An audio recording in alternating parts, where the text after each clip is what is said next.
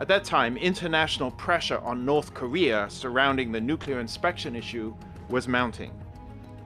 With matters in Korea in such a state, there was nothing easy or safe about visiting Kim Il-sung at this time.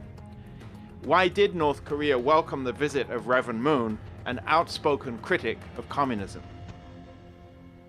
세계적 영향력을 갖는 그런 이제 종교 지도자라는 점을 아마 북한은 상당히 고려했던 것 같습니다. 그런 영향력을 활용해서 남북 화해 협력의 어떤 그 중재자 역할과 함께 또 북한의 어떤 그 체제 보장이라든가 체제 위기를 해소할 수 있는 어떤 도움을 받겠다 하는 그런 의도로 성향이 완전히 다름에도 불구하고 초청을 했다는 것이죠. The points agreed upon by Reverend Moon and President Kim included reunions for divided Korean families, international nuclear inspections, cultural exchange, and the development of the Diamond Mountain tourist area. By the time of the North Korean visit, Reverend Moon had been working for a peaceful end to the Cold War hostilities for several decades. After the October Revolution in 1917, Lenin moved quickly to set up an international communist organization.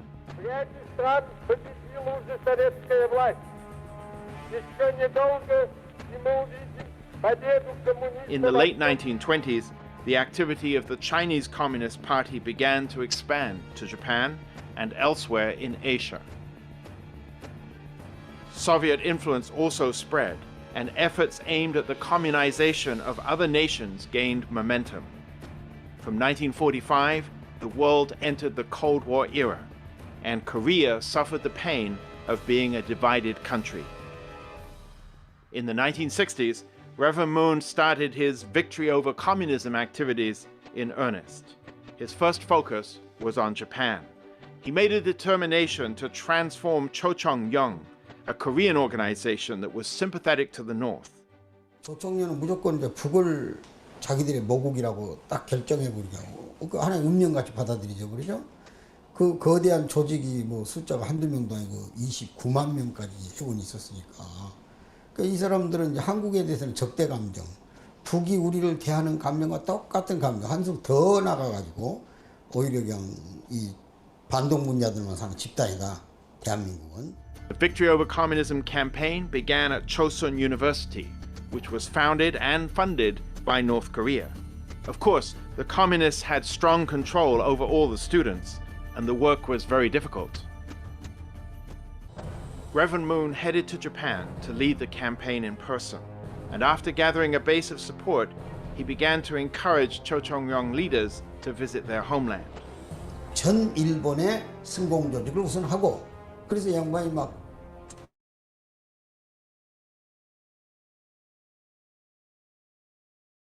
온몸으로 그냥 피땀 흘리면서 129군데 강연을 이미 했어요, 일본에서. 막 동서로, 남북으로. 그리고 나서 이제 조총련을 일본 사람들을 앞세워서 포스에다가 미국에 가서 연수한다. 그래 모집해서 가서 거기서 이제 강의 내용은 왜 민주주의가 뭐란가. Reverend Moon's first delegation of North Koreans living in Japan visited Korea in 1974. For most, it was their first visit to their homeland. The success of these campaigns led to the development of a strong base of support in Japan, which helped launch the Victory Over Communism campaign in Korea itself. In 1975, Reverend Moon held a Save the Nation rally on Yeouido Island in Seoul. At the time, communization in Indochina was spreading rapidly. The rally recognized the imminent threat to Korea and determined to fight against it. People from many nations came to Korea to spread the news about the rally. It was an unparalleled event for the time.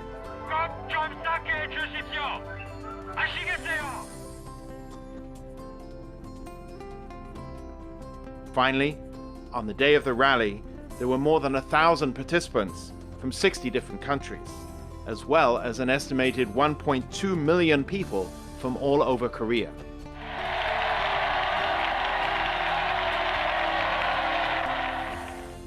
공산주의를 쓰러뜨리는 이 싸움은 곧 하나님의 싸움이 되는 것입니다.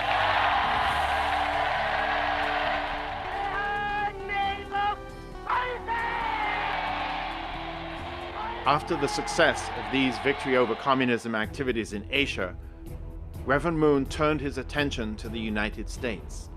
Following the US defeat in Vietnam, illegal drug use and sexual immorality were causing further turmoil among America's youth. Reverend Moon was very concerned about this problem. 누가 미국을 바로 잡겠습니까?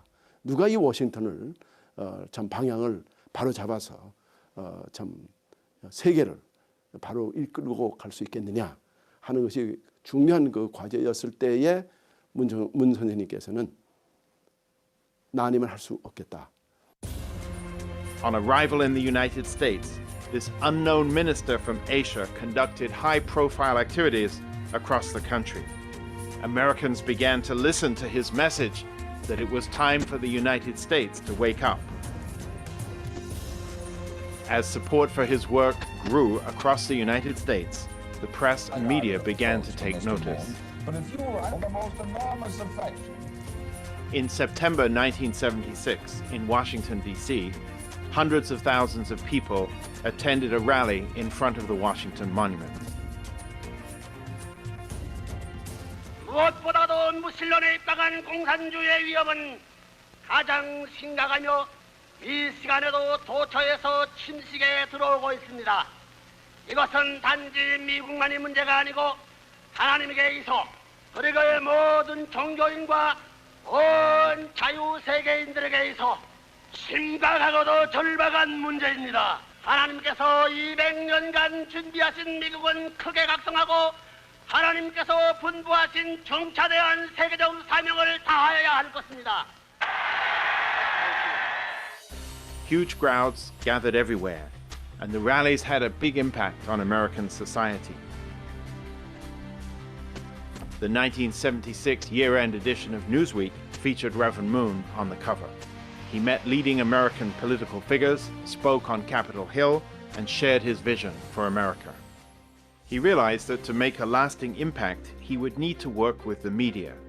A major initiative was the establishment of the Washington Times, first published in 1982.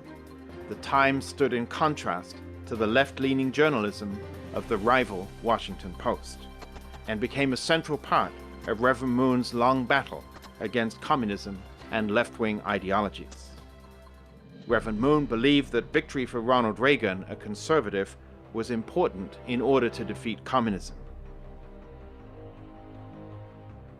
It wasn't always the popular thing to do, but you were a loud and powerful voice. Like me, you arrived in Washington at the beginning of the most momentous decade of the century. Together we rolled up our sleeves and got to work. And, oh yes, we won the Cold War. In difficult times, even more than in easy ones, the voice of conservatism must make itself heard in the media. It isn't always easy. It wasn't easy when the paper's founder, Dr. Moon, first began the Washington Times. And I'd be remiss if I did not thank the founder of the Washington Times, Reverend Moon, for his vision in launching this newspaper and others like it. Without him, there would be no Washington Times, and I think it's appropriate that we pay our respects to him. In 1989, the Berlin Wall came down. With the collapse of communism, Reverend Moon turned his mind to the challenge of reconciliation. He visited the Soviet Union in April 1990. At the time, the Soviet Union did not have diplomatic relationships with South Korea.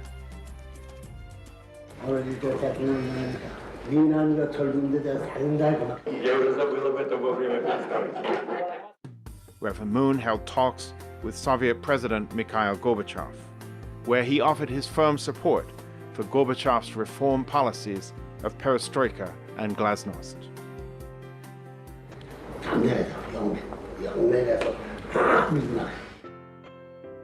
He made several proposals of his own, including the establishment of diplomatic ties with South Korea, economic cooperation, and Russian support for Korean reunification. One bold proposal, which was accepted, was an invitation to sponsor 3,000 university students to visit America on an exchange program. Reverend Moon wanted to introduce these students to new values. A few months before the end of the Soviet Union, an attempted coup d'etat threatened to undo Gorbachev's reforms. But Russian citizens' opposition stopped the coup in just 3 days. At the forefront were some of the 3,000 students who had been to the United States. Gorbachev himself was released from house arrest. At last, the Cold War came to an end. A few years later, the Gorbachevs visited Korea and paid a courtesy visit to Reverend and Mrs. Moon at their residence in Seoul. Meeting again after earth-shaking changes, they shared their common vision for peace. In 1994, tensions between North and South Korea were once again running high. There were strong suspicions that the North was developing nuclear weapons. It withdrew from the Nuclear Non-Proliferation Treaty, triggering the first Korean nuclear crisis. 북한을 향해서 미국은 폭격하겠다고 그랬어요. 또 북한 대표자가 판문점에 나와서 서울 불바다론을 제기하고 그런 전쟁 일보 직전이었거든요. Even though the International Atomic Energy Authority conducted nuclear inspections, they said they needed fuller access to the North. But Pyongyang was strongly opposed. North Korean delegate Young-Soo Park, visiting Seoul in advance of a planned summit, warned that Seoul could become an inferno.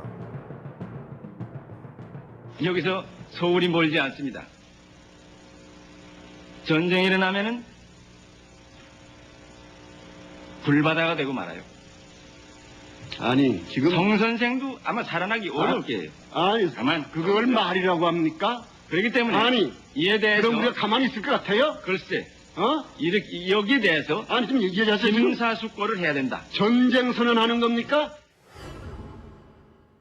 In a situation which could easily have led to war, Reverend Moon increased his Track 2 citizen diplomacy efforts. One such initiative was the North-South Students' Peace Seminar. Meeting in Beijing, China, the students opened a gate for reconciliation between North and South at a time when the two governments were barely speaking to each other. Because it was such a sensitive time, the conference attracted international attention. The students set aside their differences and discussed peaceful roads to unification. They traveled around China together, playing in sports competitions, forging friendships, singing traditional songs, and other cultural programs. After these experiences, the students from North and South became very close. They delivered a statement to their respective countries, saying that it was not necessary to go to war, and what they all wanted was peace and unification. They applied all their youthful energy to dispel the clouds of war. On several other occasions, when the political situation on the Korean peninsula again became strained, the students' peace seminars offered a way to reduce some of the pressure. After the threat of war had passed, the North and South once again began to work towards the summit meeting. But then Kim Il-sung died, and relations again foundered. The shock enveloped North Korea.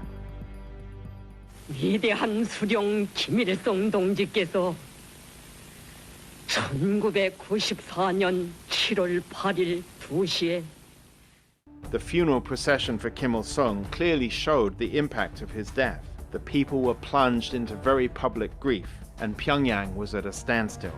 The situation was front-page news in the South as well. No one knew what kind of changes lay ahead. Delegations from many other countries traveled to North Korea to offer their condolences, normal protocol following the death of a head of state. But the South Korean government decided not to send a delegation, which the North took as an insult. But Reverend Moon did send a delegation. He asked Bo-hee Park, then president of the Segye Times newspaper, to attend the funeral on his behalf. With government permission, Dr. Park made his personal, unofficial trip to Pyongyang. He met with Kim Il-sung's son, Kim Jong-il, to offer Reverend Moon's condolences. However, Dr. Park's visit was strongly criticized by the South Korean press. Intimidated by this reaction, the government reversed its original position. The visit was recategorized as being unpatriotic, and it was announced that Dr. Park would be punished in accordance with national security laws. After that, he could not enter Korea for 4 years. 정부도 북한에 가신 걸 알고 있다 소리, 우리가 허락했다 소리를 못하겠습니다. 혼자 결심해서 자의로 갔다 온 걸로 해 주실 수 있으시겠습니까? 어느 기자에게나 어느 누구에게도 한 일이 없습니다. 이 비밀이 오늘 여기서 터집니다. Despite the repeated lack of official cooperation, Reverend Moon continued his outreach to the north and moved forward to establish cultural ties. The Little Angels, a children's troupe which had been performing around the world since its founding by Reverend Moon in 1963, made a special 10-day tour to North Korea in May 1998. They were the first cultural visitors from the south to visit the north since the division of the country. People thronged to the theater to see these young ambassadors for peace. The emotional welcome for the Little Angels from the south was truly historic, and this was the work of Sun Myung-moon. 하루속히 우리 조국이 통일이 되어 여러분과 더 자주 만날 수 있는 날이 오기를 바랍니다. 우리나라 전통 무용인데 뭐 화관무, 처녀총각, 뭐 꼭두각시, 부채춤, 북춤 이런 식으로.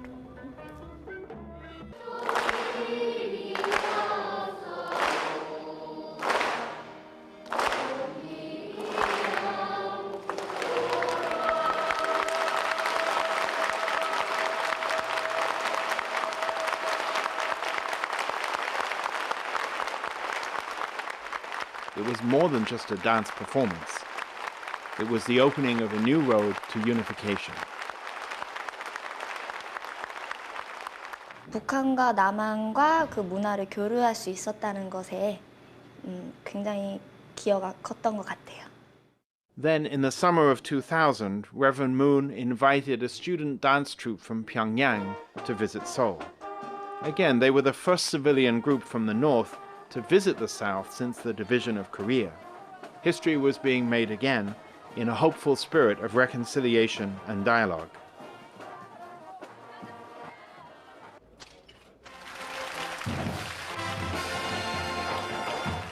역사적으로 이루어지는 남과 북, 북과 남의 정상회담을 목전에 두고 있는 이때 평양학생소년예술단이 경축 공연을 갖게 된 건 역시 민간급 문화예술 교류를 활성화시키는 커다란 계기가 될 것입니다. The goal of initiating cultural exchange, agreed to 10 years earlier by Reverend Moon and Kim Il-sung, was at last accomplished. It was a major milestone in the limited history of North-South cultural relations.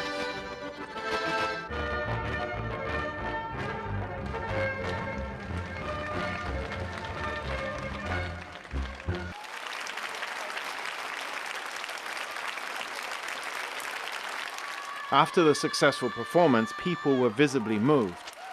Many started to believe that it might be possible to achieve unity between the North and South after so long a separation. 일반 주민들의 인식을 바꾸는데 상당히 기여했을 겁니다. 이 같은 이제 동포애를 느끼고 민족 동질성을 느끼고 그러면 이제 정치적으로도 같이 화해해 나가야 된다는. 오늘 남과 북은 이렇게 민족을 향해 또 전 세계를 향해 남북한의 정상이 평양에서 만나기로 했다고 알렸습니다. It was the first summit between the North and South in the 55 years since the division of Korea in 1945.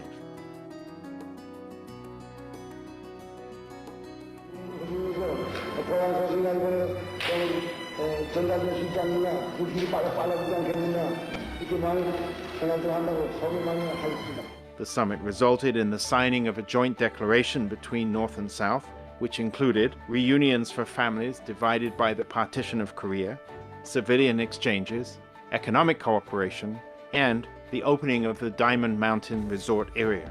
Efforts were also made to bring about normalization of North Korean relations with the United States and Japan.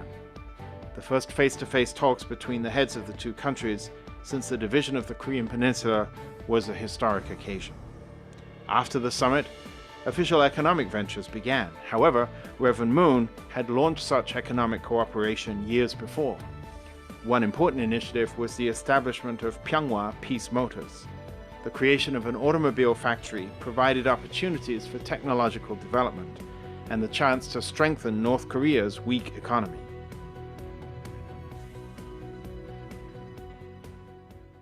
Kim Jong-il and other top North Korean leaders eagerly welcomed the opening of the factory in 1998.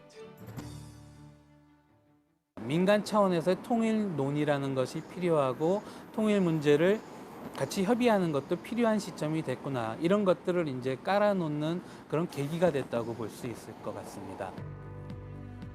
Among the many areas that Reverend Moon has worked on in his lifetime, working for the harmony of religions, youth education, women's rights, and ending poverty are among the most important. As a religious leader, Reverend Moon was very aware of the problem of religious disunity. Conflicts with religious roots are still taking place in many parts of the world. Reverend Moon's interfaith programs have helped religions to work for peace as one family under God. On September 11, 2001, the World Trade Center in New York was destroyed by Islamic suicide terrorists. Reverend Moon has emphasized that interreligious cooperation was essential to solve this issue. He gathered the faithful from every religion to lead the way to break down barriers of mistrust and misunderstanding. 미국에서 닦아진 그런 모든 세계적 기반을 중동 쪽으로 포커스를 하시면서 비정치적, 비군사적 입장에서 민간 차원의 강력한 NGO 운동으로 중동의 분위기를 바꿔나가야 된다. At the height of the Second Intifada between September 2003 and May 2004, religious leaders from every tradition gathered to try to end the violence. 전 세계에서 약 한 3,000명 정도의 평화를 사랑하는 사람들을 초종교적으로, 초국가적으로 예루살렘에 가서 평화 운동을 하도록 하라. 정상들만 해도 한 60명 정도가 참여할 정도였으니까 이스라엘 팔레스타인 역사의 가장 큰 규모의 외국 사절단이 한꺼번에 들어온 거죠. Out of the whole governmental activities, the UPF are making the most important activity for the peace in the Middle East. Reverend Moon had long viewed the conflict between religions as one of humanity's most serious problems. In 1985, he started the Assemblies of the World's Religions and developed this initiative throughout the world. He believed religious leaders should meet in person to overcome their differences and agree on a path that all religions could follow together. In Geneva in 1985, the Professors' World Peace Academy was the first academic body in the world to predict the imminent fall of the Soviet Empire, a bold claim that attracted the attention of scholars the world over. 국경에 갇혀 있지 않고 국제적인 차원에서 자기 전공을 뛰어넘어서 학제적으로 학문의 영역을 뛰어넘어 다른 학문의 영역에 있는 사람들까지 손을 잡고 공통 목표인 세계 인류의 평화를 논할 수 있는 그런 자리를 만들어 줘야 되겠다. 이런 생각을 하신 거죠. Reverend Moon wanted to provide an open, interdisciplinary forum and said that scholars had a duty to help solve real-world problems and promote world peace through joint research and cooperation. A number of Nobel laureates have joined these academic conferences hosted around the world. Reverend and Mrs. Moon have supported various projects for relief and development. In 1975, they established the International Relief Friendship Foundation to provide food, medical supplies, and other necessities to poor countries in Africa, South America, and elsewhere. The foundation continues to support mobile medical teams, technical education, water purification, and other projects, and runs several schools in Africa. Encouraged by the range of these activities, President Goodluck Jonathan invited Reverend and Mrs. Moon as state guests to Nigeria in 2011. Reverend and Mrs. Moon have long been involved in women's empowerment as well. In 1992, They founded the Women's Federation for World Peace as a way to give women a greater voice in peacemaking. Women participated in Bridge of Peace reconciliation ceremonies between Japan and America, China and Japan, and other former enemy nations. Projects like these continue in every region of the world and are striving to establish a new standard for women's empowerment. As the position of women gains prominence and the Women's Federation's efforts to enhance world peace become better known, it has gained recognition from many prominent world figures, including UN Secretary General Ban Ki-moon. The activities of Reverend Moon is very important. Why I consider it's important? Because start of the inception of the United Nations. By any standards, the worldwide impact of Reverend Moon's life and work is remarkable. He is remembered by many as a pioneer, tearing down the walls of division for the sake of reconciliation and unity. Whether publicly recognized or not, his trailblazing engagement with North Korea has contributed to the process of unification. He has left behind a great legacy, but there are many things to be accomplished to realize his vision of one family under God.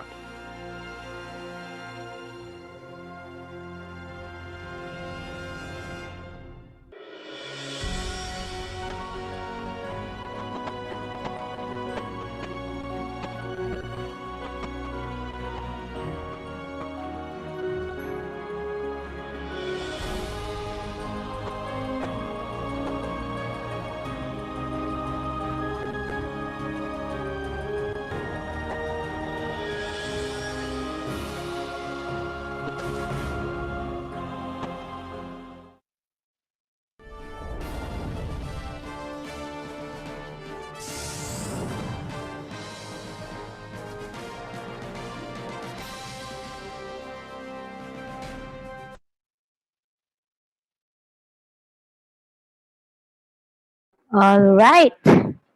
Good evening to everyone, all brothers, precious brothers, blessed brothers and sisters, and blessed family members from General Santos City.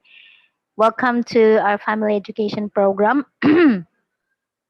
For us to get started with, I would like to request other co-hosts to kindly play the Chunilgok anthem.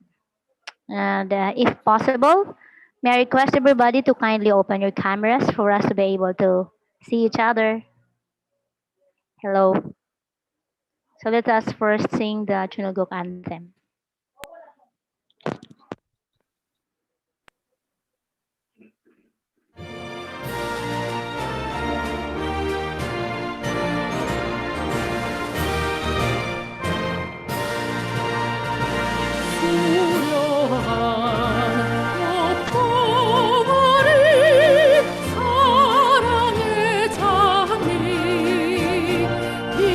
희망의 새 소식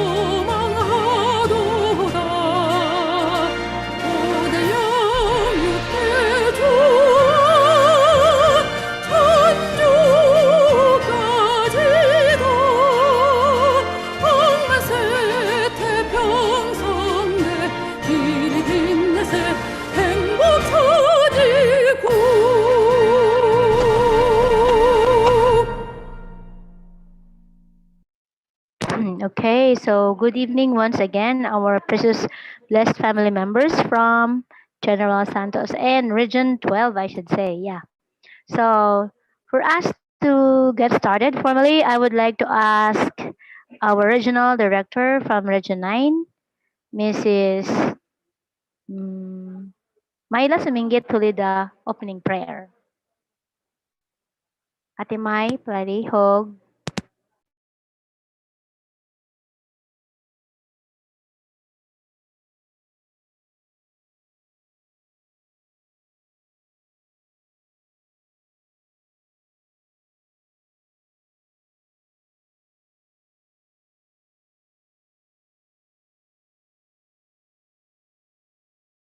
Wala po ba? So if he's not around yet, I would like to request then the Ate Emily to kindly lead the opening prayer.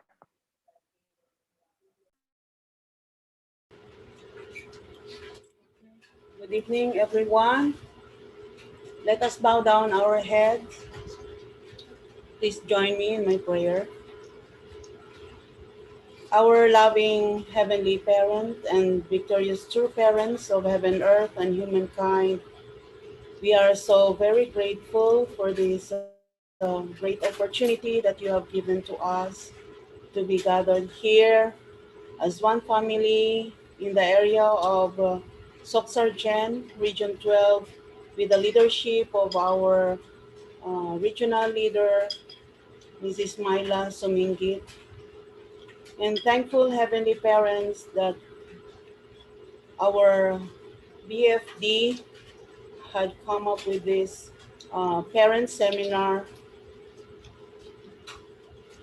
with our elder brother, Randy Ami, who will be giving us this lecture, Heavenly Parent. And may all of us could truly prepare ourselves for this lecture, and may we could truly inculcate in our hearts and in our mind whatever we will be receiving tonight, Heavenly Parent. We invite your holy presence to be with us. Our absolute good ancestors would also be with us tonight, Heavenly Parent, so that we could truly um, receive more inspirations and more education, Heavenly Parent, how we could be an effective, blessed parent, blessed members, and become a Chonbo leader, Heavenly Parent. Please be with us from beginning until the end of our lecture, that may all of us could unite together as one, and how we could also develop the providence here in our region of Subsargen. Thank you for the presence of our brothers and sisters, our blessed parents who are here tonight, that may together as one we could bring victory to our Heavenly Parent and our true parents. Thank you for this opportunity, and we humbly offer all of these things unto you in our names, Julia and Emily Magsipok, Blessed Central Family, Aju. Aju. So, yeah, once again, maayong gabi po sa itong tanan. Good evening. And welcome to our Blessed Family Education Program. Yeah, siguro supposedly kanina, if Ate was here, Ate Mia, we will be asking someone to do the welcoming remarks. So I would like to request din, pakilala lang na ko ha. Sino ba ano mo ate? I-recommend mo to give the welcoming remarks?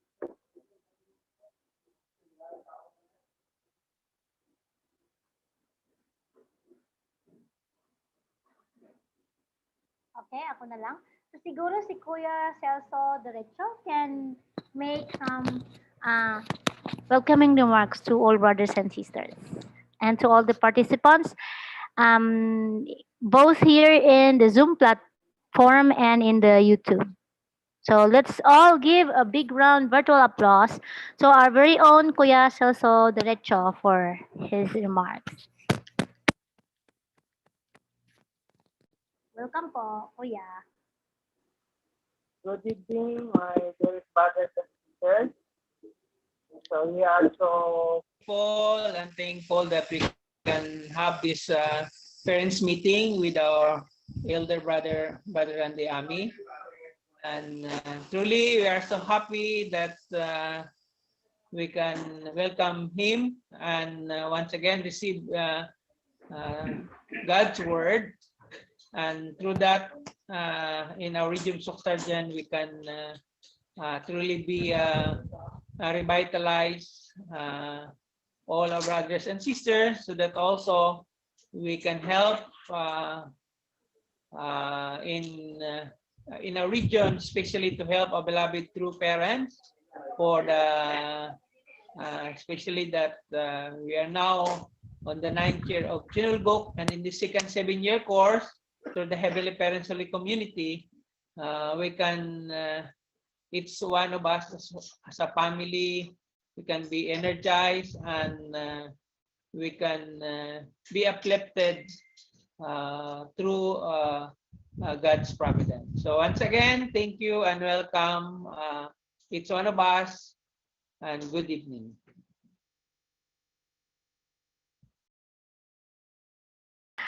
Good. Thank you very much once again, Kuya Celso, for that beautiful welcoming remarks. And once again, we will give Kuya Celso a big round virtual applause, brothers and sisters. At this juncture, we will be introducing each and everyone, although a few maybe have known each other. However, for the sake of our elder brother here, I would like to request everyone to kindly introduce your family, blessing order, how many children do you have, age ranges, age range of your children, and somehow expectation on this particular undertaking. Thank you. So I may be calling out everyone. So mag-start po tayo mula sa ating kanina, si Ate Myla sana yon, pero since I cannot find her here. So we will get started from our Blessed Family Department Regional Coordinator, no other than Ate Emily and couple, Kuya Julie. Let's give them a big round virtual applause, brothers and sisters. Welcome po. Kindly introduce yourselves po, Ate. Thank you. Hello, good evening once again, brothers and sisters. Siyempre, alam naman na nila, no? For benefits sa mga taga Region 10 natin na kasama, I am Emily and my husband, Julie. So, we are blessed last August 25, 1995. We belong to 360,000 couples blessing. And we have 6 children ranging from 20 years old ang pinakamatanda, and ikaw na Joji, no? 11. Nag-11 na siya. So, we are permanently living now here in Tacurong City, Sultan Kudarat. And ano pa ba? Huh? That's all. That's all. That's all daw. Thank you.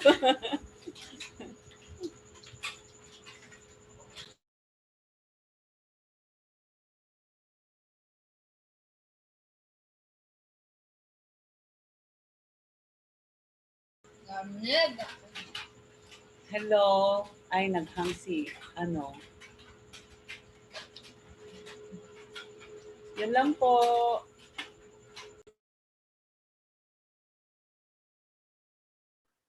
Thank you very much po, Ate and Kuya, for that beautiful introduction of your family.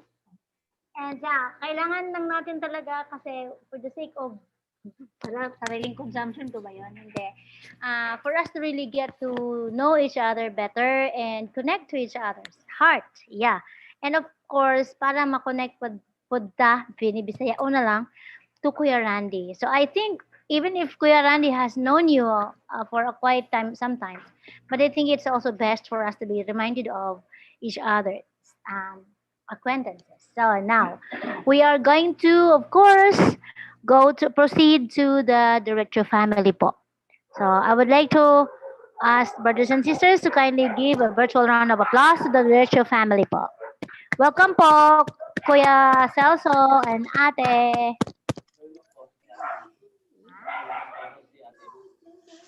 Paano ko gawin? Si... Good evening, everyone. From Derecho family, the husband, and Celso, and ako si Tsuko. August 25, 1992, 30,000 couples. Can you hear? Okay, I didn't know that.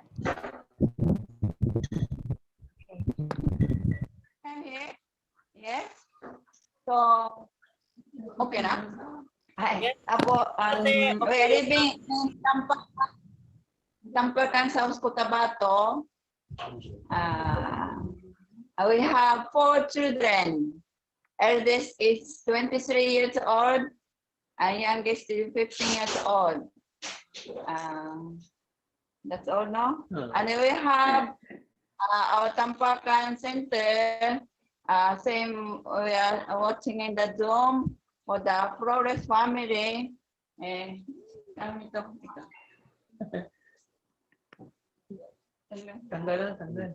Hello, good evening. I'm Ronald Flores, living here at Tampakan. Hindi ko na matandaan kung saan kami nag-bless. So we have 2 children, eldest 21 years old, and youngest 18 years old. 19 years. Ako nga tawa si Cristina Flores. Wow. Thank you po, Kuya. Thank you very much po.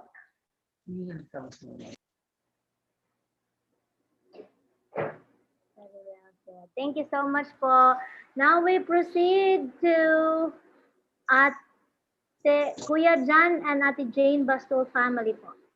Let's all welcome them with a big virtual round of applause. Brothers and sisters. Welcome po, Ate Jane and Kuya Jan.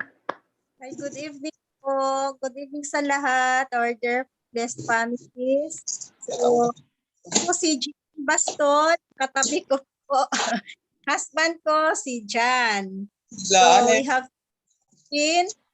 Yung eldest po namin is 21 years old. Yung pangalawa is 20, si Yuchun. And tsaka yung bunso namin si Yumi, nakaka-birthday lang, 19 years old. So dito po kami sa GenSan ngayon, under sa leadership ni Sister Myla Sumingit. So yun lang po. Thank you and good evening. Wow, thank you so much. So thank you. We will give them again a virtual round of applause, brothers and sisters. Now we may call on Mr. Rochelle Ahoma. Wait a minute. Iko kabalo. Huh? De la Cruz? Let's welcome him with a virtual round of applause, brothers and sisters. Welcome po.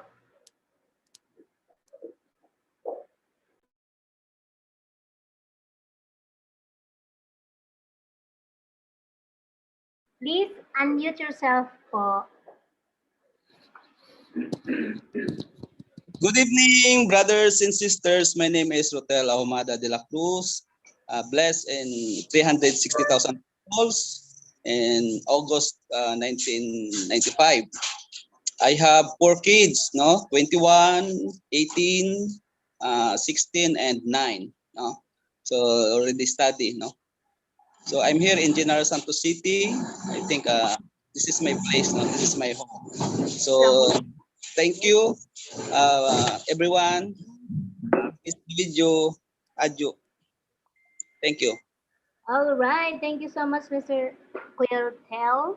Now we may proceed to Ate Lira. Let's give her a warm virtual applause, brothers and sisters. Welcome po, Ate Lira. Hmm?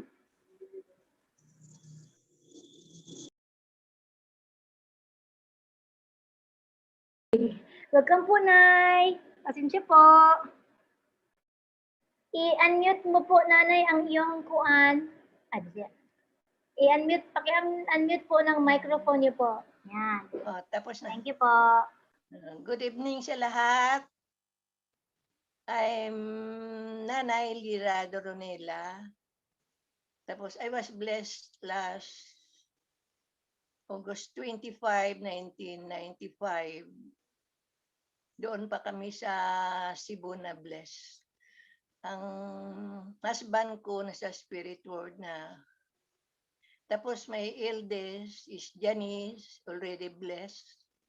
But sad to say na failure. Blessed to Japanese. Then I have two sons, who not yet a member. I'm sorry. Then, as of now, maybe I am the most oldest, pinakamatanda sa amin dito sa Region 12. So, yan lang siguro. Thank you so much, very much.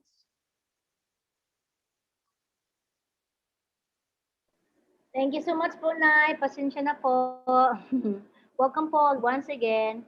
And now we may proceed to...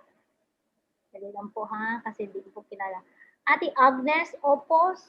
Yeah, Ate Agnes Opos and family. Brothers and sisters, we will, I'd like us to join everyone. I'd like to join everybody to kindly give her a virtual round of applause for her introduction po. Welcome po, Ate Agnes Opos.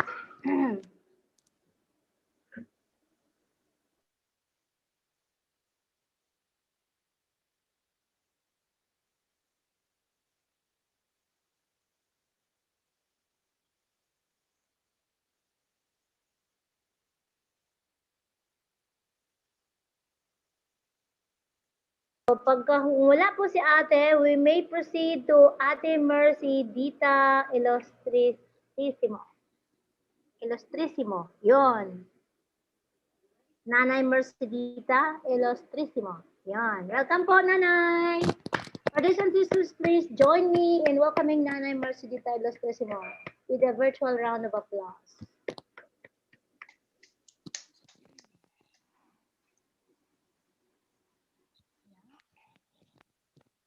Meron ba?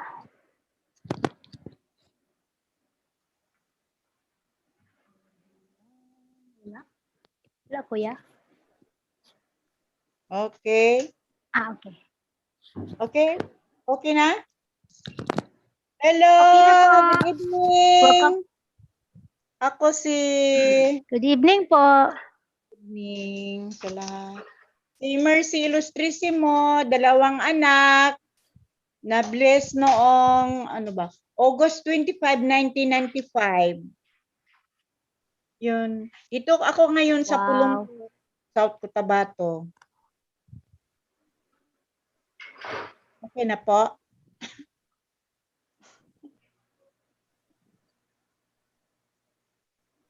Bumabata si Nanay Mercy at si Nanay Lira.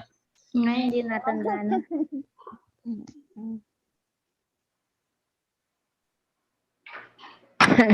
Ayun lang. Yun lang po. Wow. Thank you. Thank you. Ang mga nanay dito sa GenSan.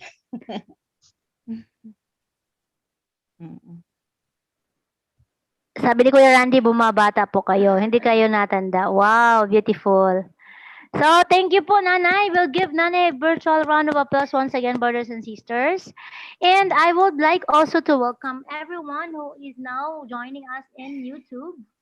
Though I personally don't know how to view them, but I would like to encourage everyone who are listening and joining us in YouTube to kindly send us messages through the live group chat, live chat, and as well all of us. So here you can raise your questions and concerns in the group chat, and And I would like to request, if possible, kindly open your cameras. So this is our attendance to our um, lecturer. So at this juncture, I will be, of course, I would like to request everybody to kindly open your cameras so we can have a pictorial together. So we can have our commemorative photo. Yeah, please open your camera, brothers and sisters. Wait a minute, kaping mainit. Okay, so, saan ba? Sino bang hindi? Kuya Celso, Ate Jane, Ate Emily, Ate Lera, Kuya Ruchel pala, and Ate Agnes. Kindly open your camera if possible para sa ating photo off. Mag-picture muna tayo bago tayo mag-proceed. Before I am going to introduce to you to our lecturer, or I will introduce to you our lecturer, kindly open your cameras for us to be able to have our photo off. Thank you. The camera is blurred.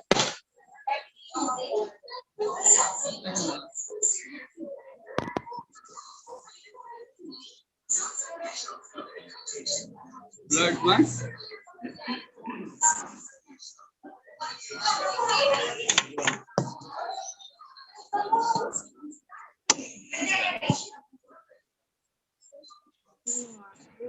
Challenging po talaga. Ang dito sa akin kuya, it's not opening. So,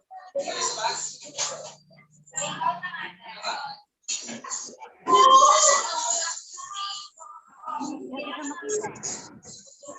Magtala dito nga akin.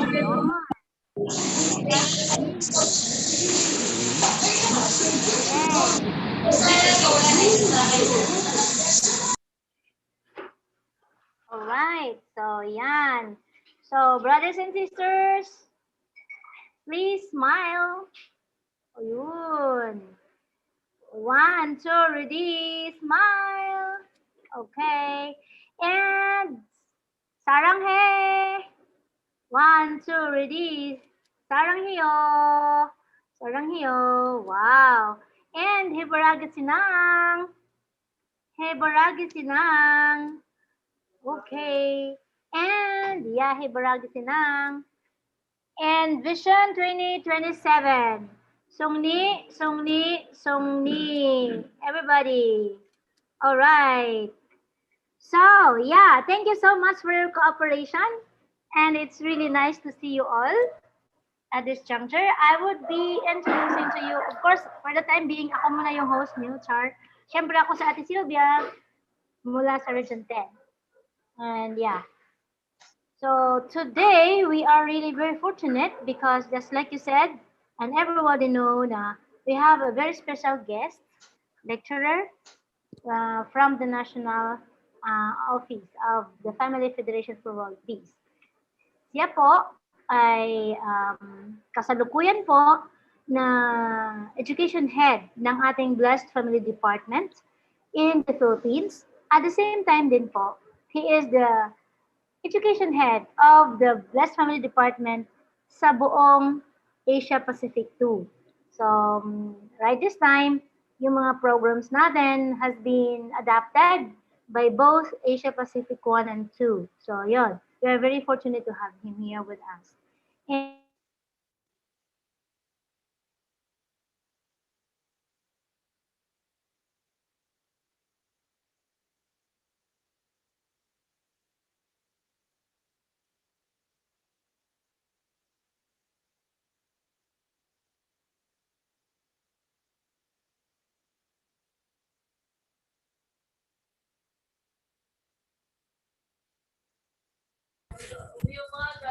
Hello, Sister Sylvia. okay. Okay, sorry. So, yeah. Saan na ba ako? Wala ba? Hindi niyo ba ako narinig ever since the world began?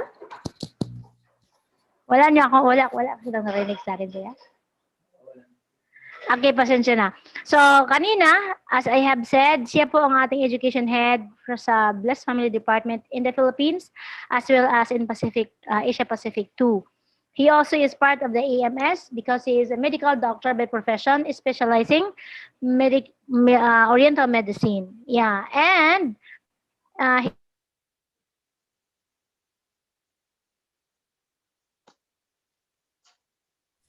Let's welcome our... Nawala na po.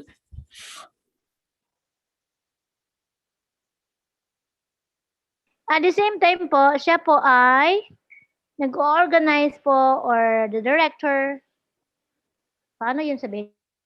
Of the Universal Peace Principal Training Academy, of which is the wing or the education arm of the Blessed Family Department. So, ladies and gentlemen, my dearest brothers and sisters, Blessed family members, elders, please help me welcome with a virtual round of applause our very own Dr. Randy Ami. Definitely, he will be saying more about himself, about his blessing and all, pero mula na sa kanya yon. So, the virtual round of applause and welcome po, Kuya.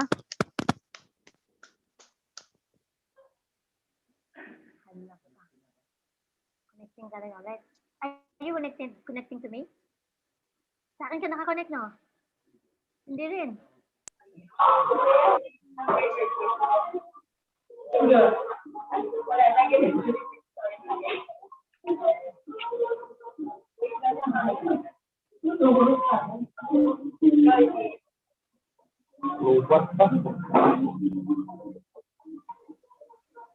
Please bear with us since meron po tayong technical difficulties. Data lang din po ang gamit namin. We are here right now in Batagan. So yeah, because Kuya Randy will be flying early tomorrow back to Manila. So, pasensya na po.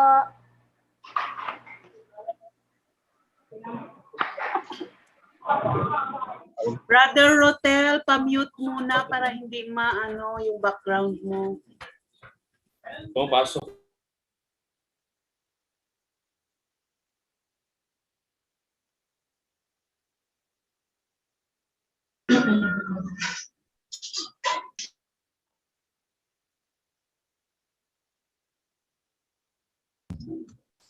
Hello po, good evening everybody and good evening brothers and sisters. And I'm very happy to see you all. I miss all of you.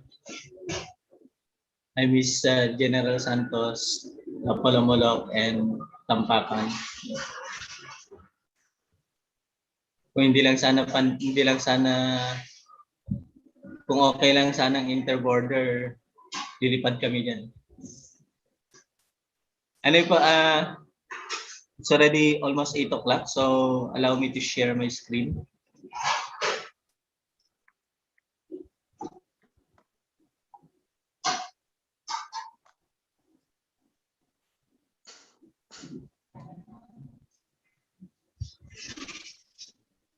Okay, so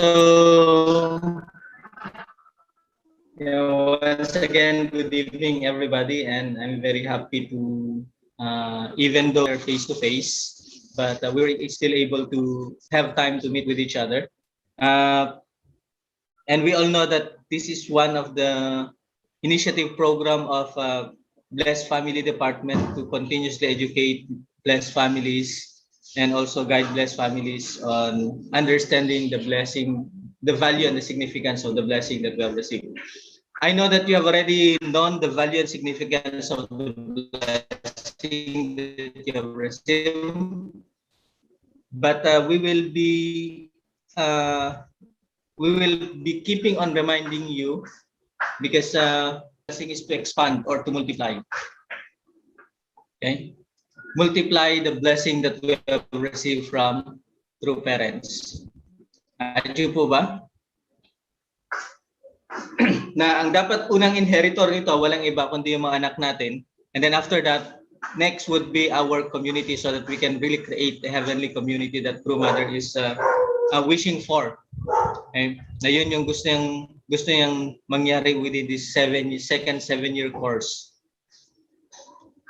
So first of all, I would like to present yung value and significance of the blessing. But before that, I would like to welcome everybody and thank you for your time. I know all of you are very busy because you have your own family, you have your you have things to attend to, but you are able to set your time for this special meeting that we have.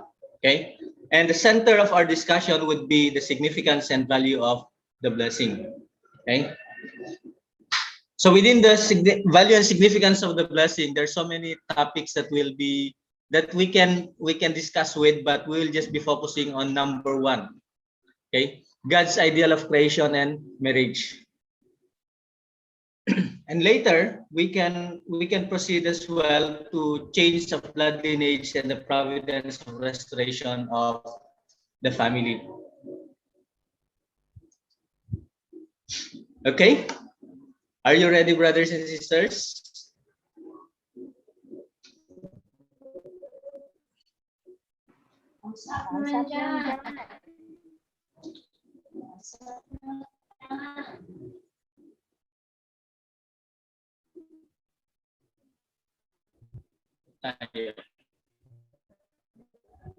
Okay, so first we will study the background of how the universe is being created. Let's see how it was being set up and how did God prepare everything for us to live together. It started with the creation of angels. Before the creation itself, there's some in terms of human being. Before human being was created, God created the angels first. And we all know the purpose why God created the angels. Okay? Na kung titignan natin, God created angels to be his retainers. Okay? Number 2 is to become his servant. And number 3 is ministering spirit. Nang pinaka-purpose why they are called to be retainers, servant, and ministering spirit is they would assist God in creating and sustaining the universe. So that is the purpose of all the angels. Sustain and help God in creating the universe. Aju? So when God carried out the work of creation, he was assisted by angels. Those angels were to take care and protect Adam and Eve. It was not God, but the angels who were meant to protect and nurture Adam and Eve until they reached maturity and got married. So meaning, the position of the angels is to help Adam and Eve to reach maturity. And after they reach maturity, they will guide them to prepare them to become ideal husband and ideal wife to receive a blessing coming from God. So that is the original plan of God to Adam and Eve. That is the blueprint of the process of development of Adam and Eve. That's why we say that the dark angels are destined to become admirer and helper for God. And also they are the one that will attend, protect, and nurture Adam and Eve until they will become totally mature and ready to receive the blessing coming from God. Aju po? Are we on the same page po? And then after the angels were created, what's next? God created Adam. God created Adam first. And what's the purpose of Adam? He was to be the son of God and at the same time, God's substantial body here on earth. Okay? Substantial body of God here on earth. And because Adam is just half of God's personality, later God created Eve as the object partner of Adam, so that Adam and Eve could perfect the ideal of horizontal conjugal love. Eve was to be the daughter of God and also as a bride. She was to perfect substantially the ideal of horizontal love of God. So these are the position of Adam and Eve. God's beloved children and substantial body of God here on earth.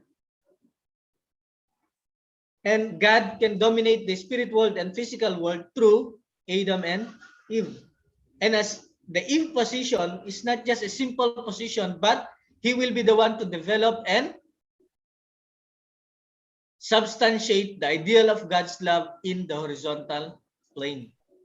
So the manifestation of horizontal love of God is through Eve, through developing relationship between Eve and Adam. And once Adam and Eve will become completely one together, completely united as one, that's the time that there will be a substantial image of God here on earth.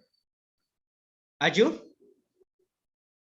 Meaning, Adam and Eve are destined to become husband and wife. But first, they will be nurtured and raised and developed by, guided by the archangels. Okay? And then after the creation of Adam and Eve, God gave the three great blessings. And we all know that according to the book of Genesis, after God created heaven and earth, he created the ancestors of humanity, Adam the man and Eve the woman. And aside from that, God gave them the three great blessings and simultaneously their own portion of responsibility. So hindi lang yung blessing ang binigay, it's not only the blessing that was given by God to Adam and Eve, but there is a specific responsibility that they have to do in order for them to accomplish such responsibility or such blessing. Okay? But first, let's understand what is really meant by the blessing that was given to Adam and Eve. This blessing were, it says here, be fruitful, multiply, fill the earth and subdue it, and have dominion over every living thing in the sea, on the earth, and in the air. So that is the three great blessings that is being written in the book of Genesis chapter 1 verse 28. And at the same time, God gave the man and the woman the responsibility. What is that responsibility? What did God tell them? It says here that they should not eat the fruit of the tree of knowledge of good and evil. Okay? So while they are fulfilling the responsibility, they are fulfilling the three great blessings, they must not eat the fruit of the tree of knowledge of good and evil.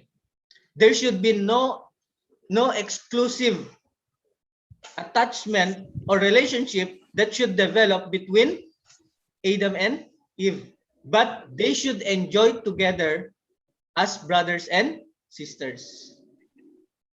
Aju? So from this, coming from Genesis 1:28, this teaches us what God's purpose was in creating human being and the universe. And at the same time, it reveals the fundamentals of life. So the blessing that they be fruitful means that all human beings are to develop their character and perfect their ability to love. And when we say develop their character, what does it mean? What kind of character they should develop? They should develop a mature character. When we say mature character, it is our capacity to look at the possibility more than judging or criticizing others. Diba, when we were a child, it's really, we just, sometimes we cannot see negativities in things around us. What we can only see is the possibility of learning from the different situation in our environment. Aju no aju? Diba? But along the way of our growth, what had happened? Instead of maintaining that character of unconditionally looking at the possibility of learning from each other, what had happened? We develop boundaries, we develop walls in between each other. Okay? And when we say be fruitful, it is developing or continuously living a character of what? Learning and developing through our interaction with one another. And from there, we can perfect the ability to love. So this is the position of, this is the responsibility, this is the blessing that is given to Adam and Eve. They should maintain a heart and character of learning and discovering from the relationship together as a man and a woman and together with the environment. And from there, they can perfect their ability to love unconditionally. And the second blessing is multiplying life means the mature man and mature woman should form a relationship of husband and wife and have children and raise them, thus walking the path of parents. So second blessing is not just a union of man and woman in order to relate together as man and woman. But it is important that man should become mature and woman should also become mature and engage into a relationship of husband and wife. And what does it mean to engage into a relationship of husband and wife? Is it just a carnal relationship of man and woman? Actually, it's not. It is a harmonious relationship of man and woman. Harmonious relationship of husband and wife. And through the relationship of husband and wife, the children will learn how to relate with each other properly and raise their character that there is an eternal relationship between husband and wife and between family. And ultimately, that's the time that they will stand as they will walk the path of being a parents. Aju? So it is God's purpose of creation for the husband and wife leading the family and fulfilling the duties of father and mother to make this world into a blessed land of comfort and riches, thereby establishing the kingdom of heaven on earth. So meaning, the position of a husband and wife and father and mother or a parent, it is not just a position of living together as husband and wife. But husband and wife should work together to make the family become a land of a place of comfort towards the children. And at the same time, develop richness, and they can feel that the family is the place where they can feel the presence or what we call the kingdom of heaven on earth.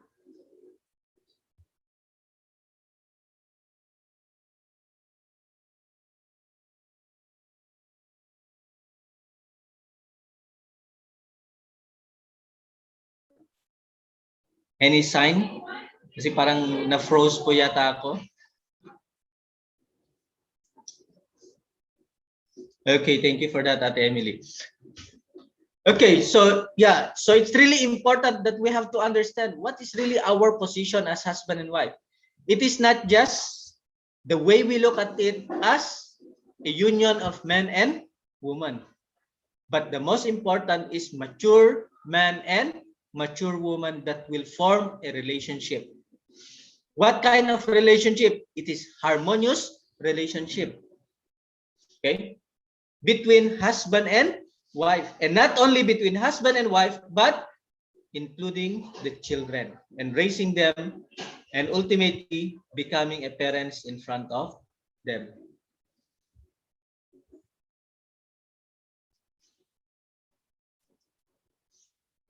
That's why if we will come to look at Adam and Eve, they should grow together. Okay? And this is the reason why why men and women exist together. Okay? The reason why they exist is for them to coexist as a man and a woman. So the reason men and women are created with different characteristics is for them to complement and help each other. Complement and help each other, meaning we have to fill the gap of each other. Aju? And also, a man and a woman are born for the sake of each other. A man and a woman are different from each other, both physically and in character. But the reason for this difference is for them to develop reciprocal harmony. Aju? So meaning, man and woman are supporting and helping each other. Why? Because a man and a woman cannot accomplish their purposes without each other. Man cannot become a woman without a man, a woman. A man cannot become a man without a woman. And a woman cannot become a woman without the presence of a man. Most especially to the position of becoming a parent. A man cannot become a father without a woman. A woman cannot become a mother without a father or a man. That's why we cannot accomplish our purpose without each other. That's why we needed to complement and help each other, and ultimately become a model to our children. Aju? That's why in the book of Genesis, it says, so God created man in his own image, male and female, he created them. So the image of God is not only male. Although male is God's body and female is God's wife, but male and female are the substantial image of God. And they can only represent God here on earth once male and female are in a reciprocal relationship or in harmonious relationship with each other. So there was only one reason God needed the creation. And this is the reason why. Number one is, or one reason is to realize the ideal of true love. We all know that God wanted to see that true love can exist physically on earth. That's why God developed life in pairs, from the simplest and lowest level up to the human level, subject and object, positive and negative, and the purpose of which is to form reciprocal relationship under the ideal of love. So the creation's ideal of love and God's ideal of ultimate love are not separable or different. And we have read from the principle of creation that it is at work to complete the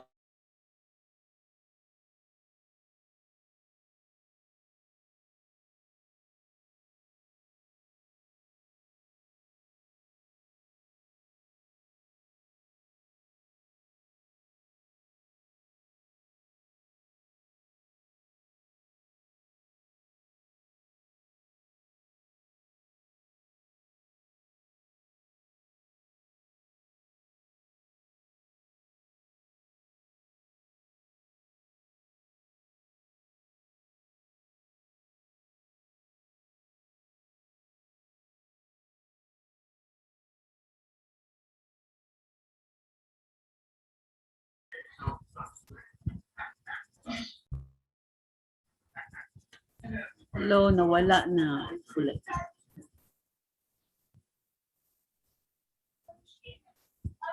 Medyo masukot to.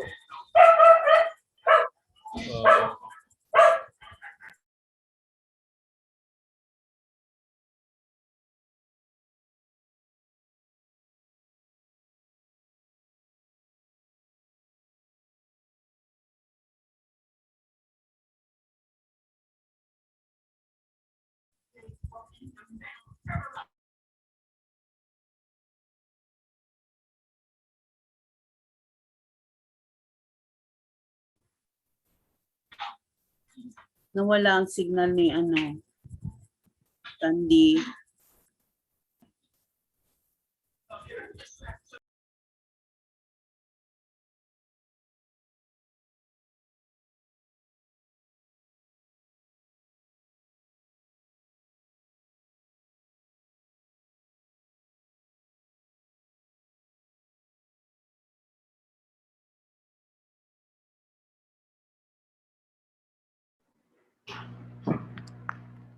Sandali lang tayo, nagko-connect lang ako. Na-disconnect. Okay.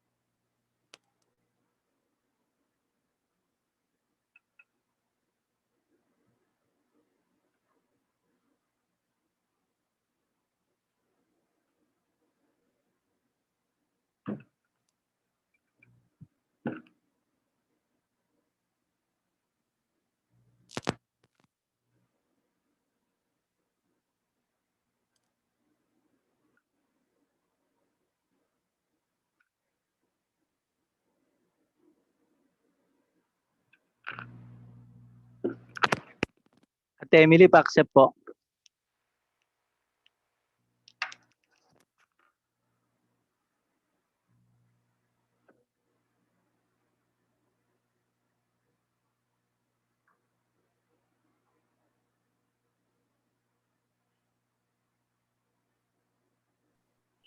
Pasensya po. Medyo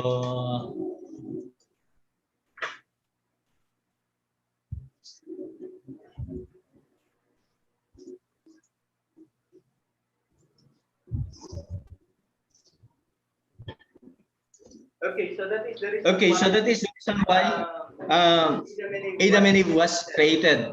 It is in order for the true love of God to be realized substantially here on earth. Nag-feedback po ba?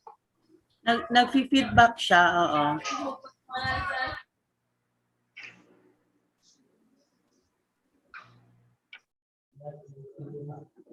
How about yan po? Better na? Better na, ate? Okay na, okay na. Okay, thank you very much po.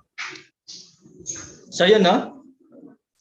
So yun yung reason why they needed to coexist together. And the second growing of Adam and Eve is, aside from coexistence, they are to develop each other. And what kind of development they have to raise each other? They have to develop the love of Adam and Eve together.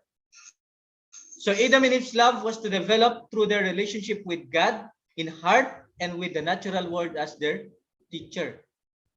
Okay? Yan. So ibig sabihin, they should always be in a relationship with God. And how they can do that? It is only becoming a true brother and sister. Di ba? Ma-remember natin after the blessing or after we were matched, can we look at each other as a husband and wife na ba after that? No, it is first into a position of what? Mother and son. And during the 40-day ceremony, ano yung relationship natin? It is a true brothers and sisters. Now during that time, we have to concentrate on receiving love coming from God. That's why we are developing a vertical relationship, and we did a lot of condition during that time. Okay? Because we have to develop our relationship with God in heart. And while we are developing our relationship in heart with God, we have to learn and understand how we should live our life through observing the natural world. Because from there, we can see how everything interact in pairs, unconditionally and without anything that is either, kumbaga, yung walang hangganan ba? Di ba? And this is what we can see. In the animal world, kahit nag-away dahil sa pagkain, but it is not leading them towards killing each other. But at the end, they will share the food that they will be eating together. Okay? That's why, in order for Adam and Eve to do that, they first should have fully nurtured their love as brothers and sisters.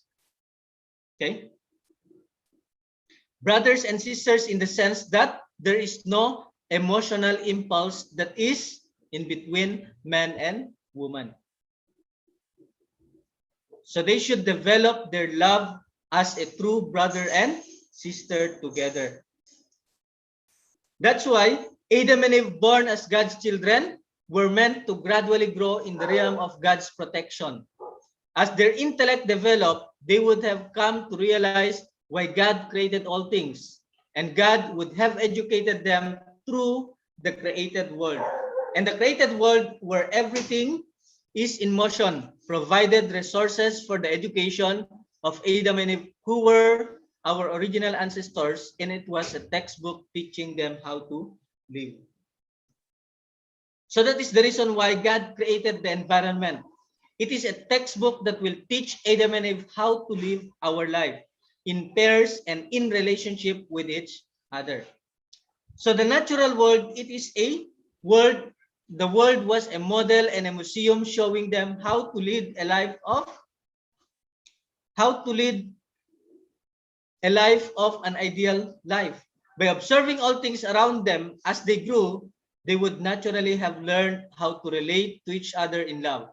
Whether they look at the insect world or the world of higher animals, they were meant to discover that these living things are made in interacting pairs in order to do things for each other, call to each other, and love each other. So this is the reason why they cannot have a exclusive relationship of exclusive emotion towards each other aside from brothers and sisters.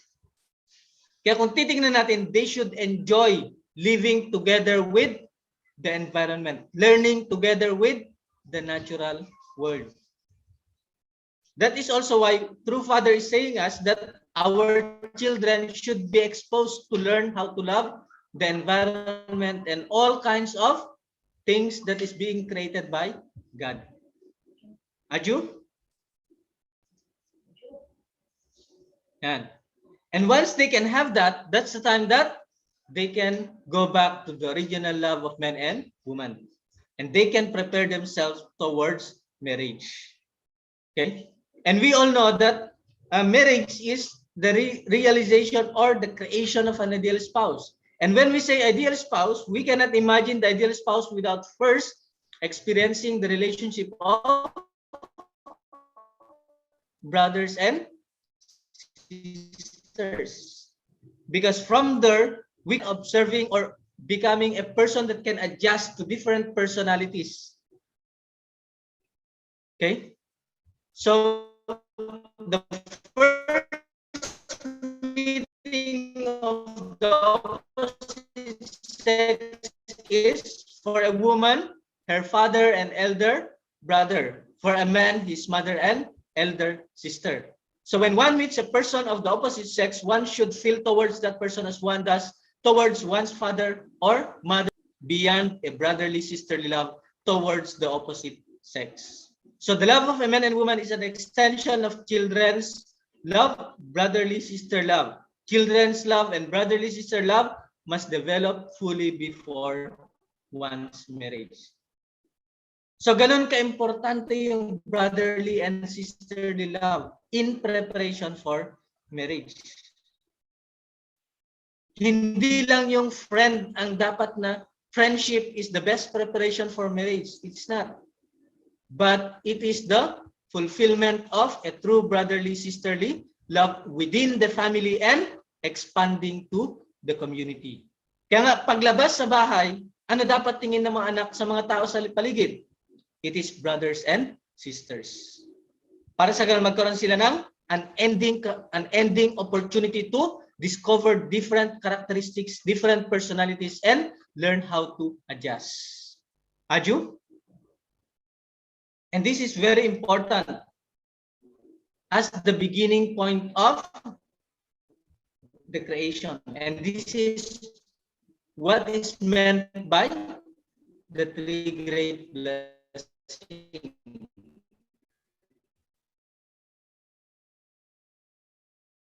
Because once we can experience a enormous or an ending opportunity of discovering different personalities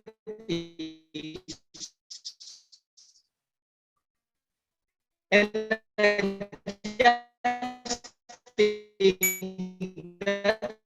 the time that we can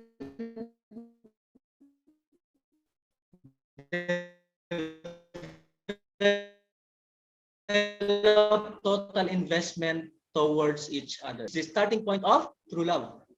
He need to love and serve the love. It is not loving and serving with a condition, but it should be unconditional, or it should be a learning environment wherein we can develop each other to love unconditionally. Adyo po? Does it make sense, brothers and sisters? And that is the relationship of husband and wife. Should develop and let the love grow towards each other. Kaya nga, the older we should become, having said that, we should become more loving, develop more loving relationship towards each other. Kaya kung titignan natin, there's no such thing as separation and divorce in the plan of God towards man and woman, or husband and wife. Adyo po? Because we are destined to coexist and develop our love to grow together so that we can completely become one. Kasi we are not two different person anymore, but we will just become one individual representing God. Because man is just half of God's personality, and women is another half of God's personality. Adyo? And the meeting point of man and woman is centering on valuing the sexual organ. And we all know that sexual organ, reproductive organ, is the most important of all organ. Why? Because it is the culminating point of conjugal love relationship. It is the fulfillment of horizontal love of God to be substantially being expressed and manifest here on earth. Kaya nga kung titignan natin, the sexual organ can allow us to experience true love. Okay? And when we say true love enables the husband and wife to unite spiritually and physically and relate unconditionally with each other and develop eternal relationship. Kaya nga, the commitment of husband and wife is what? It is eternal in nature. That it goes beyond death. Adyo? Adyo, brothers and sisters? Diba? So it should not be being, after one dies, it is stopped. No. It is eternal. Beyond death. Kaya ang pinagsama ng Diyos, kailanman di mapaghiwalay naman kahit na kamatayan. Okay? Because when we say true love, the commitment of true love is no end. Beyond physical and spiritual existence. And once we can have that, we can value each other eternally. That's the time that we can give life towards husband and wife, and we can create a new being. And that is no other than our next generation. When we say true life, creating new being, it is not just multiplying, but letting the children understand and feel God's presence through the relationship of husband and wife. Through the relationship of husband and wife, and giving comfort to the children, an opportunity for them to experience God's eternal blessing. And from there, we can create God's true lineage. And we can let our children inherit God's love and expand and multiply this love through the relationship of true brothers and sisters, through the avenue of the relationship of husband and wife. Adyo? That's why sexual organ is the most holy place in all creation. And we all know that to stain or abuse this organ is the terrible act of destroying God's ideal of creation. Destroying the original relationship that is being destined to be done by Adam and Eve in the very beginning. And this is the reason why when we talk about love, it is one. It is not two, but man and woman will just become one. They will completely unite together. Kaya nga kung titignan natin, man is just carrying half of what? Half of characteristics of a human being. And woman is carrying another half. Why? It is because of they should be united together so that they can multiply and they can create a new being. And that's the time that they will not become two anymore, but they will just become one. One as the image of God. So there is only one husband and one wife in a love relationship. Most especially in a true love relationship. If you have dated and have illicit love relationship before getting married, you should repent. As long as you continue such behavior, you cannot enter the realm of God's love. Originally, your first experience of love should be with God. Aju? That's why this is the initiative of our true parents from the very beginning. Correcting the relationship of husband and wife. Giving them opportunity to be reconnected to the original pattern of relationship of Adam and Eve. And how can we do that? It is only through the blessing. Aju? There is no other way except through the blessing. Why? Because that was the one that was lost in the Garden of Eden. God was not able to bless Adam and Eve. God was not able to give authority to Adam and Eve to enjoy the relationship of husband and wife. Sino nagbigay ng basbas sa kanila? Sino nagbigay ng blessing sa kanila? Sino nagbigay ng authority sa kanila to enjoy each other? It's not God, but it is Satan. That is why the blessing of our true parents is very important. Because this is the only way so that we can give joy and happiness to God. This is the only opportunity. Okay? So the original purpose of marriage is to inherit God's love, creatorship, and lordship. After the fall, it is true, or before the fall, Adam and Eve should become true parents, and we should inherit this coming from them directly. But we all know that Adam and Eve unite together not with God's blessing or not with God's authority, but it is Satan's blessing. Okay? That's why nowadays, without true parents, there's been no way to inherit everything of true parents. Therefore, we can say that there has been no true marriage. That's why if we will come to observe relationship outside the movement, what kind of relationship? It is a conditional relationship. Even as within the bondage of the blessing, within the circle of the blessing sometimes. Why? Because we did not really understand how important and what is the value of receiving the blessing coming from God and true parents. Aju? Because we all know that the only way for us to develop a relationship of conjugal love is only allowed between a blessed husband and wife. When we say blessed husband and wife, it is approved by the parents. Practice lecture. Okay? Prepared by the parents.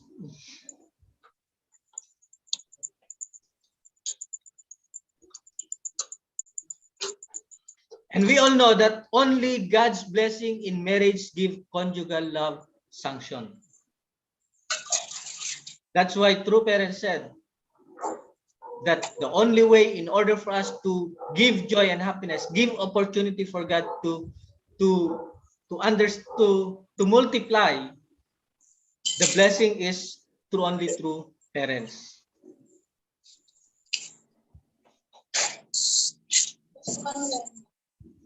Aju? There is no other actually. No other way of receiving God's blessing. That's why we should value and protect the blessing that we have received from God and through parents. And we should not only value and protect it, but we should expand. We should let our children receive the same blessing. We should prepare them to receive the blessing from our true parents. And we all know that we conduct our ceremonies not in a simple manner, but it says here that it is in a sacred and splendid manner. So the blessing ceremony of the Unification Church is not simply a wedding through which a man and woman come together and form a family. Until now, all weddings were solely for the sake of people getting married. But our wedding ceremony is significant and necessary to set a condition to indemnify the past and return joy to God. Okay? Give opportunity to God to bless His children. Yeah, we can even give of our life when we talk about the blessing. So it's not just a simple ceremony. It's not just a simple commitment of men and women, but it is a challenge that we have to receive coming from God. And that is the only way in order for us to give and return joy to God. Therefore, we conduct our ceremonies in a sacred and splendid manner. And we all know from the divine principle that clearly explained to us that our wedding ceremony alleviates God's bitter grief that was caused by the fall of Adam and Eve. It goes beyond the standard of husband and wife, which Jesus was unable to attain 2,000 years ago. Okay? That's why the blessing, all the ceremonies of the blessing is a way in order for us to reconnect ourselves to God, inherit through parents' foundation, and then expand to our children the foundation that was laid by true parents.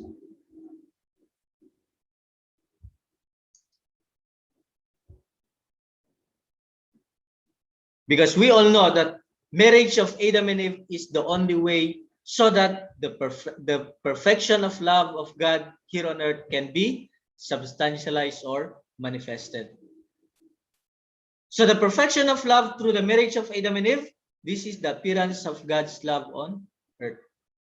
And conjugal love is the representation of all kinds of love. Okay? That's why the conjugal relationship of husband and wife is very important. Because this is the only way so that we can let our children feel God exists and feel that God is together within our family. Tama po ba? Adyo po ba? Okay. So the place in which Adam and Eve are perfected, consummating their first love by marrying under God's blessing, is precisely the place where God meets His substantial bride. This is because God's ideal of absolute love descends vertically and connects with Adam and Eve at the point where they experience the ideal of conjugal love horizontally. The true love of God and the true love of humankind join and are perfected at the same point, although they come from different directions, one vertical and one horizontal, but they will just become one. Okay? And that is the only time that God's love can fully experience here on earth through the relationship of husband and wife. Kaya nga sabi ni Father, di ba? You can give up your life for the sake of a relationship of love centering on the blessing.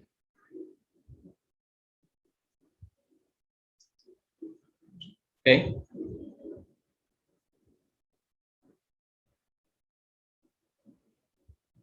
Okay? So why do we marry? We marry in order to resemble God. Thus, husband and wife united return to God. Together, they are the reflection of His original image.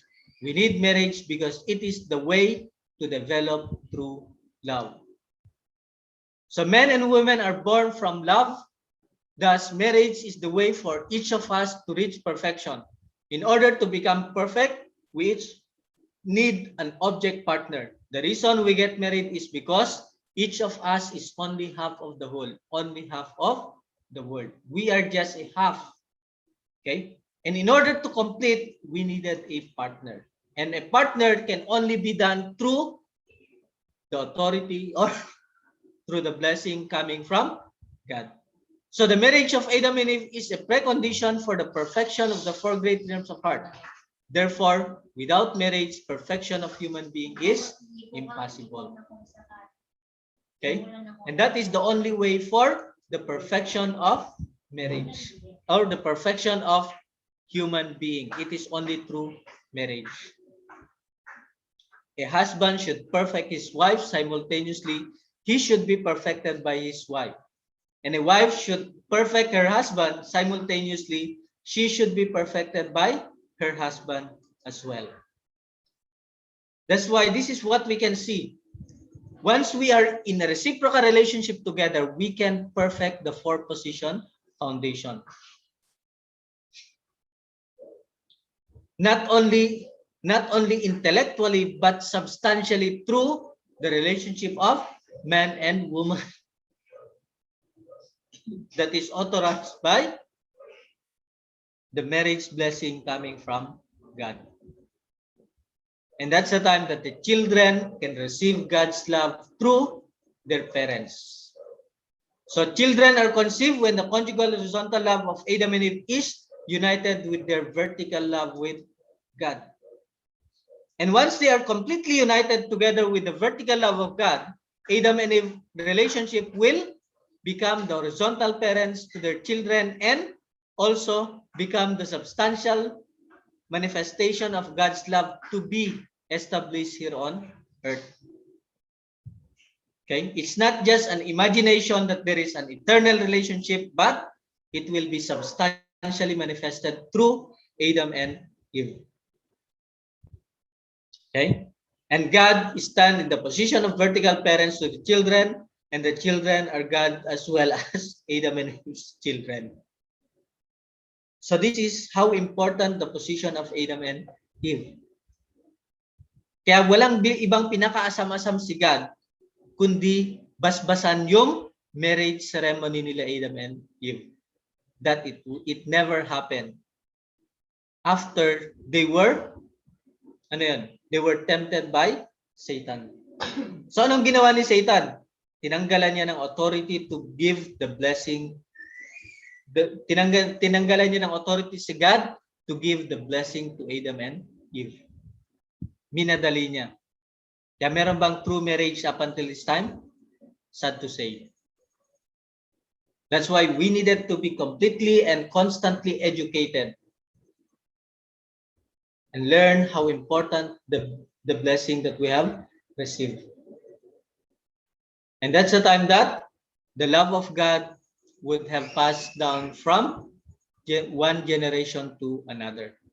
And magkaroon ng true blood lineage si God dito sa mundo. Okay? And once Adam and Eve will prepare for the marriage of their children, that's the time that they will stand as the true parents.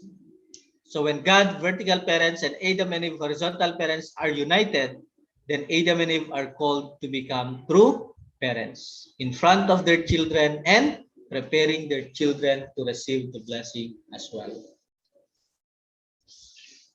Okay? So the ideal of creation is accomplished through the establishment of substantial ideal family here on earth. And that can only happen through the marriage of Adam and Eve. Meaning, God's ideal of creation are inseparable. They are just one. Kaya napaka-importante yung role ni Adam and Eve. And we all know that the fulfillment of the blessing is only after the 3 days ceremony. That is the completion of the blessing that we have received. From matching For single, from matching to engagement to blessing, 40 days separation, tanggam ceremony, 40 days separation, and the 3 days ceremony. But for previously married couples, starting from the holy wine, blessing, and then tanggam ceremony, 40 days separation, and the 3 days ceremony. Only after fulfilling the 3 days ceremony, that's the only time that our relationship as husband and wife can be claimed by God. Because the 3 day ceremony, this is the time that we offer and change our position from mother and son to become husband and wife. And this is what God is waiting to see in the human world. That's why sinasabi nga, the most important activity of our true parents is what?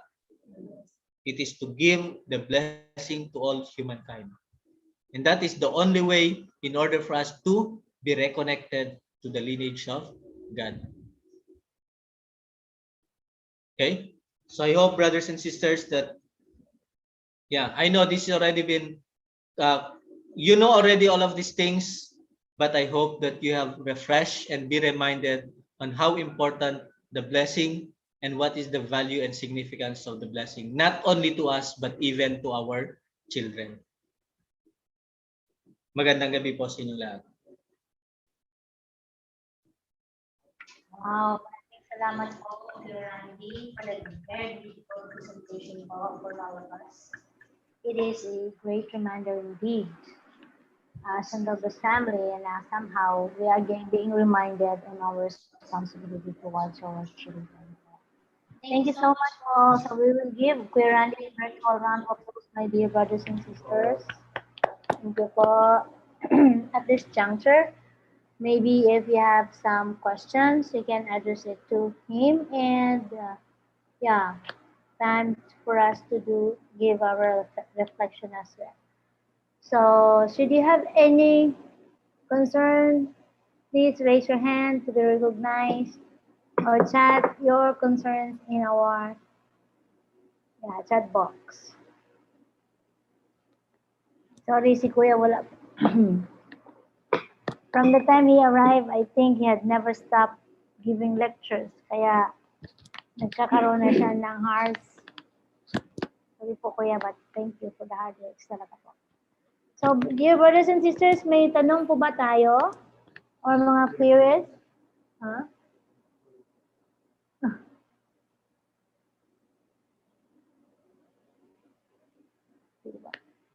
So, ha? Na-disconnect ka na? Oh my God, maybe you were also warning na din po. Okay lang kami, naintindihan naman namin. Ha? Nang mabuti. So wala po tayong mga questions, any brothers and sisters? May wala ba tayong mga concerns na gusto niyong iparating with regards to anything po? Kasi nandito po si Kuya Randy.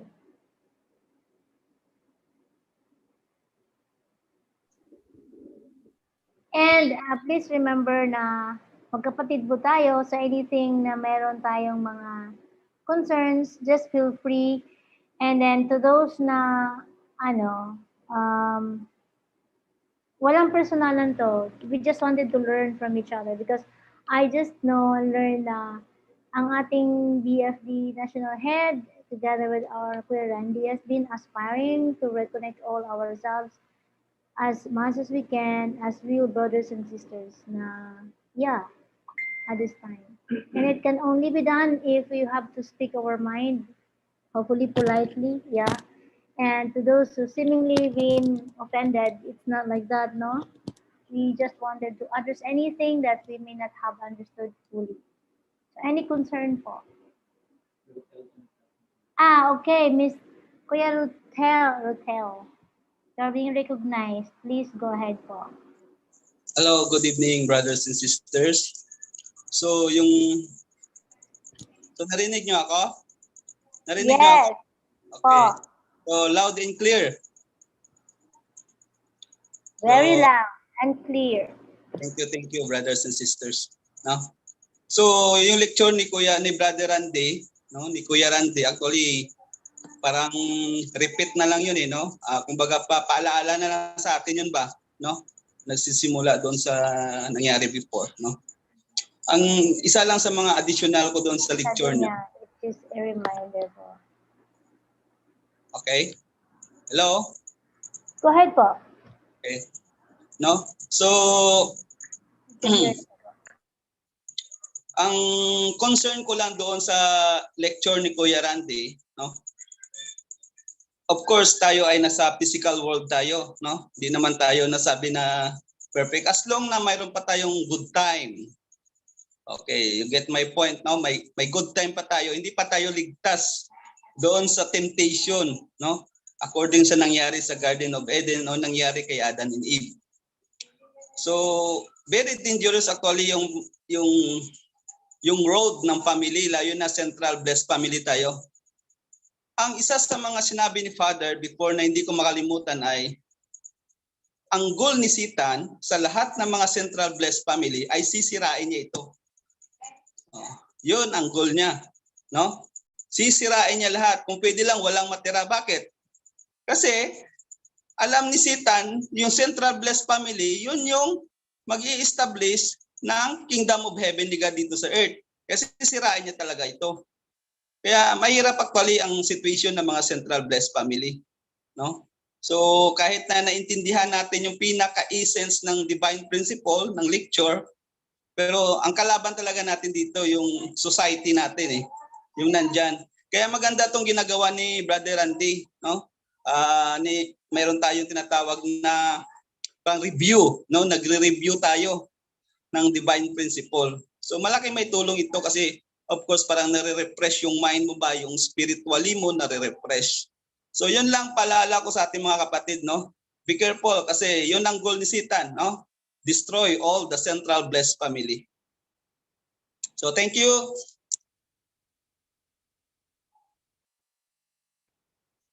Thank you so much for the reflection po at saka encouragement and support.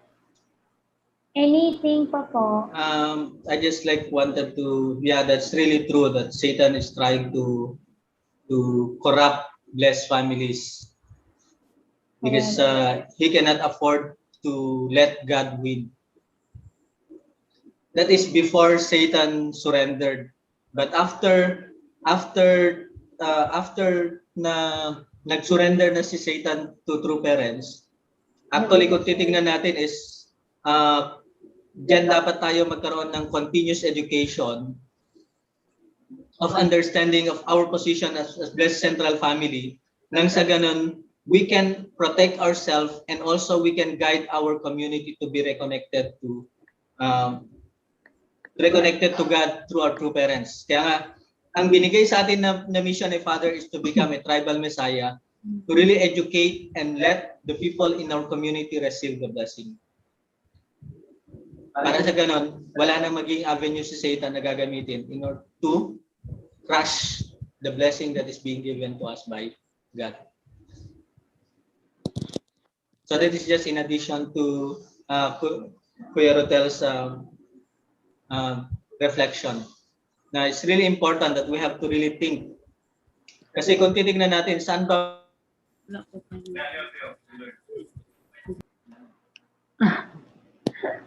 You can watch your ay nako. So saan ba pupunta ang mga anak natin after they go out from the family? Kaya nga kung titignan natin, di ba, sa Garden of Eden, sabi ni God, do not eat the fruit. Sabi ng kaibigan ng mga anak natin is, ang cute-cute ninyo pag magkasama kayo. So sino mas pinaniniwalaan minsan? Mas na-influensyan pa rin ang society. And so that our society will not influence our children, it's really important that we should lead our society. Kaya nga, ang ano ni Mother ngayon is we should create a heavenly community. And we should proclaim the blessing to all the people. The only way in order for us to create a better environment is only through the blessing. Not only through the blessing, but it is a continuous education that is na continuous education. Kaya dapat lahat ng blessed families, we should become the one that will educate our community to understand God's plan and true parents activity, and also proclaim true parents in front of our community. Diba? Kaya nga, kung titingnan natin, ang dami nating rally of hope. Ano ba yun? Pinapakita ni Mother na we should not be, hindi dapat tayo matakot na mag-proclaim regarding the blessing and true parents. Sila pa rin yung nangunguna. Okay, thank you so much po. Very well said. At saka pwedeng mag-add.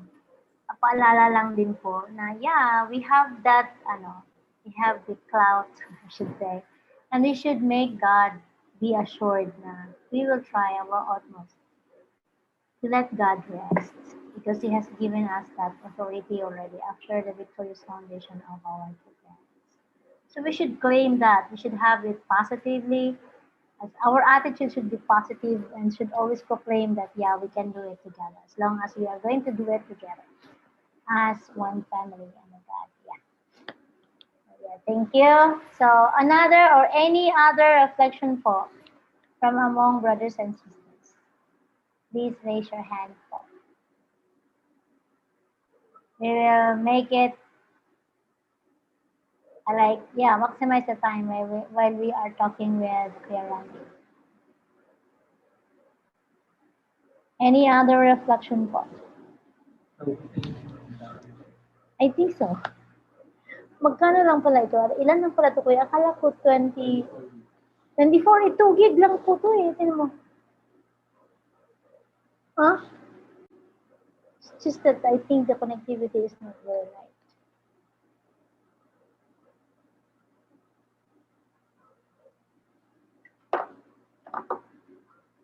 Okay. Sorry po. So, yeah. Any other reflection po? I would like to call on, sorry Kuya. Kuya Joey Magsi po. Yay! Let's hear from Kuya Joey and Ate Magsi. Good evening once again, brothers and sisters. All over Mindanao. First of all, thank you, Brother Randy, for that wonderful presentation. Although we already know the lecture about the ideal of creation for Adam and Eve, but at least through this presentation, we could be able to deepen our understanding about God's plan for all of us, especially that we are a blessed family. So, yes, it's very true that the position of blessed families, single blessed families, are very critical at this time, because we are still being surrounded by the evil society. But we're very lucky because of true parents. They showed us the way. They paved the way for us to really become a blessed family, although we're not really qualified to receive that blessing. But the most important there is we value it. No? Pag isang bagay kasi napakahalaga sa atin, so dapat ingatan natin yan siya, no? Kasi we know that blessing is the beginning of a new history in God's providence through parents. That's why although we are being surrounded by evil society, evil environment, the most important there is our commitment, no? Because since we receive the blessing, we have that commitment, no, between us and God to keep that blessing, no? And also we know that blessing is conditional, meaning we still have that great responsibility to fulfill. Blessing is also one of the indemnity that we need to pay for the sins of Adam and Eve, sins of our ancestors, and blessing is our total salvation. So that's why we need to really always instill in our mind and hearts its value and also its purpose. That's why in our time today, in the last days, no, evil environment is very rampant. That's why we should always take care of our spiritual life. That's why true parents is already give us everything, no? Education about the divine principle, about hondoke, everything, no? Morning devotion with our leaders, no? That's why this reminds us, no? What are the things that we need to develop and uh, to really overcome, because that is our responsibility. So actually, to fulfill God's ideal of creation through the blessing is not only just for Adam and Eve, but this is for all of us, men and women, no, in our era today. That's why we should keep that blessing until the end, brothers and sisters, because we have been chosen by God to do this mission and to fulfill the purpose of creation. That's why thank you, Brother Randy, for giving us your time to educate us more, to deepen us more about the value of our blessing. So I think that's all, brothers and sisters. Thank you. Thank you very much. Sorry. Thank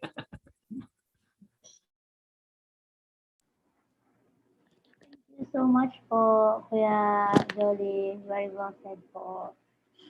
Tsaka, we have to remember na ito po yung umpisa pa lang po nung heart of our National BFD Director as well as our Kuya Randy's heart of really reaching out and then, teaching us more or reminding us more of what we have initially learned. And how are we going to not just hear it but somehow practice it as our way of life?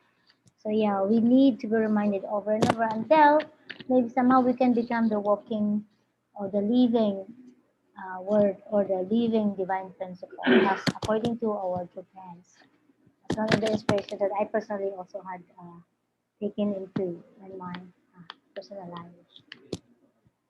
So maybe I should call on another person as requested. I'd like to ask everybody to help me welcome with a virtual round of applause, a reflection from our Koya Celso Derecho and family. Yay, Koya! Welcome po!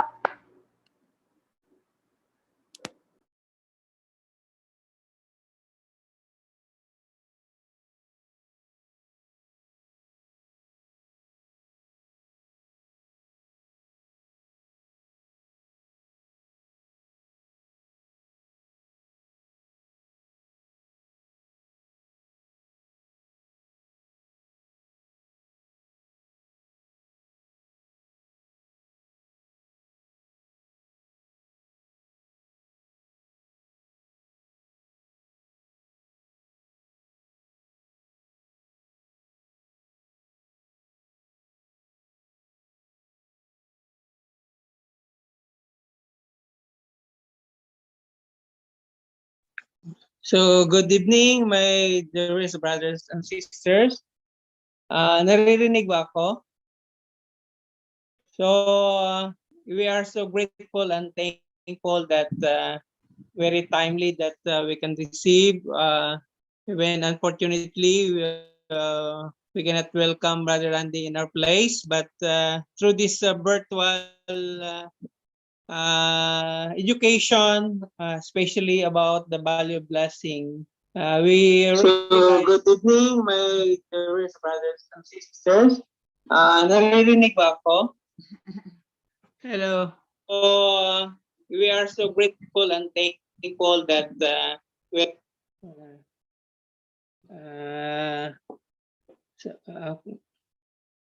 we are so grateful and thankful that we can receive such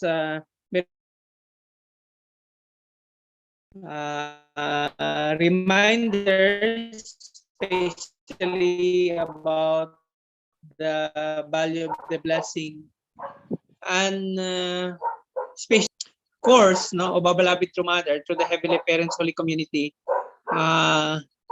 Through the lecture, we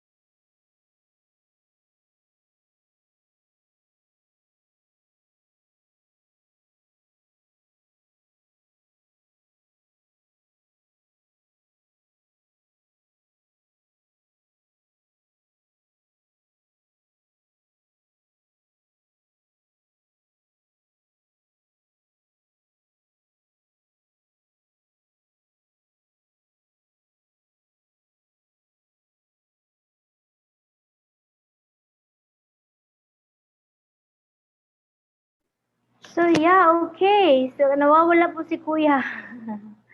I know how challenging it is with our internet. This is our like our challenge, our threats, no? But I really believe that yeah, all of us are connected artistically. So we just have to strengthen this, and we have to remember that this is yet the beginning. And I hope somehow in the few days to come, we will be able to meet again for additional. Kasi kita niyo marami pa tong ano si Kuya sasabihin pero limitado lang tayo ano. So any other baka po gustong mag-reflect si Nanay Dira.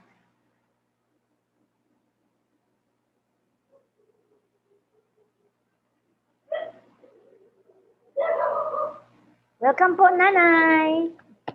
Yeah, help me brothers and sisters to welcome Nanay with a virtual round of applause. Hello, good evening once again. Yorande, we miss you. Sana nakapunta ka dito sa amin. Ano? Sa, on my part, na ano, I'm truly regret na hindi ko naranasan yung mga ano sa after the blessing kasi I'm alone, walang partner na sa spirit world. I regret nga sana bata pa ako na meet kong movement. Sana nagkaroon ako ng nakaranas ako ng mission kagaya ninyo. So, I'm very thankful for this review kasi nakaano sa atin ng through understanding sa values ng blessing that we receive.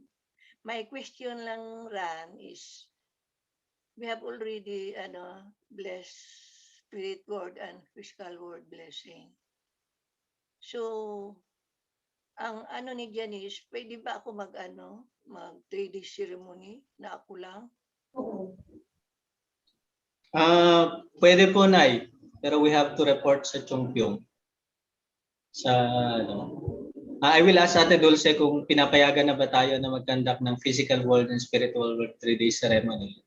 Kasi meron yung ganun na meron ganun na process. And still the same na doing the ceremony. Pero yun nga, it will be a spiritual and physical world. Tanungin ko si Ate Dulce kung pinapayagan na ba tayo to do that.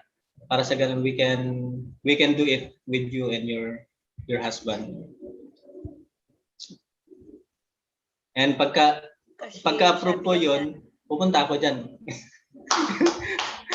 Pupuntahan kita dyan. Kailangan talaga, no? Kasi sabi ni Ate Grace, noon tinanong ko, doon na daw sa spirit world, nag-3-day ceremony kami. Nung time na tinanong ko rin sa Chongpyong nung nandun ako, meron parang yung spirit world, physical world matching. Ganun din po yung nun, na with the picture of your husband, you can do the 3-day ceremony. The same process, pero nasa spirit world na lang yung husband mo. Pero I will ask po si Ate Dulce kung paano, are we allowed to do that na ba na in our locality, para sa ganun we can do it. Okay? And if he will do it, pag sinabi niya na pwede nang gawin, meron ng guidelines galing sa international blessed committee sa office, head office, kinakailangan na ma-lecturean ka nung 3-day ceremony ng spirit world and physical world. And I wanted to do that. Kasi noon pa, ginash na yan ni Resha, Abudngan, yung team leader namin. Doon na lang daw sa Chongpyong. Sabi niya. Opo, usually doon kasi imbitahin yung husband mo to join you. Tatawagin yung husband mo to be with you during the 3-day ceremony. So spiritually, tatawagin siya na magkasama kayo during the night na during the 3-day ceremony ninyo. Pero tanungin ko po, Nay, kung kung allowed na ba tayo na gawin yung spiritual physical world 3-day ceremony.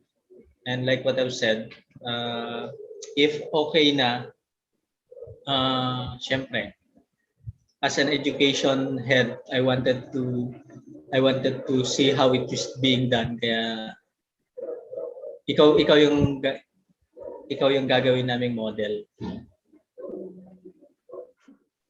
Pati na rin si Nanay Mercy dapat.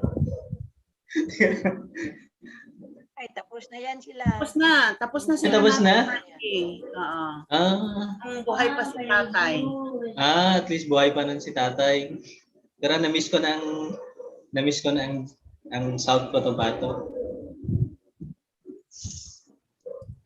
Siguro dapat mabigyan din consideration si Mamang Lira kasi sa age niya at saka sa health situation niya, hindi na rin makakayang magbiyahe pa papuntang Chongpyong. Kaya nga po, Tek, I will ask Ate Dulce I will ask Ate Dulce tapos kung we can do it together na. Para at least magkaroon tayo ng model sa Pilipinas ng physical world, spiritual world, 3-day ceremony. Actually, I always wanted to do that before, pero wala pa kasi ako sa BFD noon eh. Kaya ngayon nasa BFD na ako, at least I can intensify na we have to do it, most especially sa mga namatay na mga asawa na nakapag-join ng blessing, na kulang na lang yung 3-day ceremony. We'll make a way, Nay. I will find yung process of doing it. Sana soon. Yeah. Pagbalik ko ng Manila bukas, I will talk with Ato Dulce.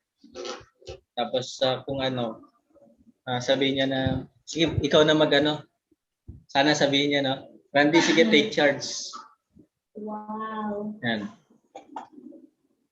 So, le-lecturean natin si Nanay Lira ng 3-day ceremony pagka. So, wait na hanggang bukas. Kasi bukas ng hapon, may meeting kami. So, may meeting kami with Ate Dulce, with the regional coordinators ng DFP. I will ask sa kanya kung we can do it ASAP.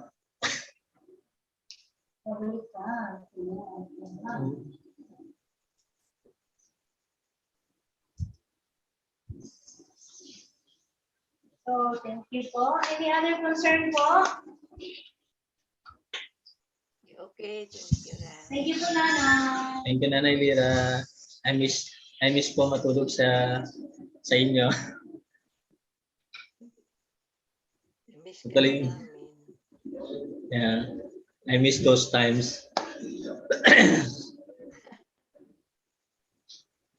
Talagang sana total nakano pa naman yung ticket ko, pwede pang i-rebook ko. Sana magkaroon ng maluwag na. Tapos na yung executive order sa 31. Pray natin na hindi maluwag na. Ilang oras na alis? July, nasa Sambuanga ako, baka pwede ako mag-side trip diyan. Should be early, no? 4 o'clock. Sige po. I miss all of you, si Nanay Mercy, si Nanay Lira, Ate Jane, si Kuya Celso, and all other blessed families in Kuya Bong Orsal.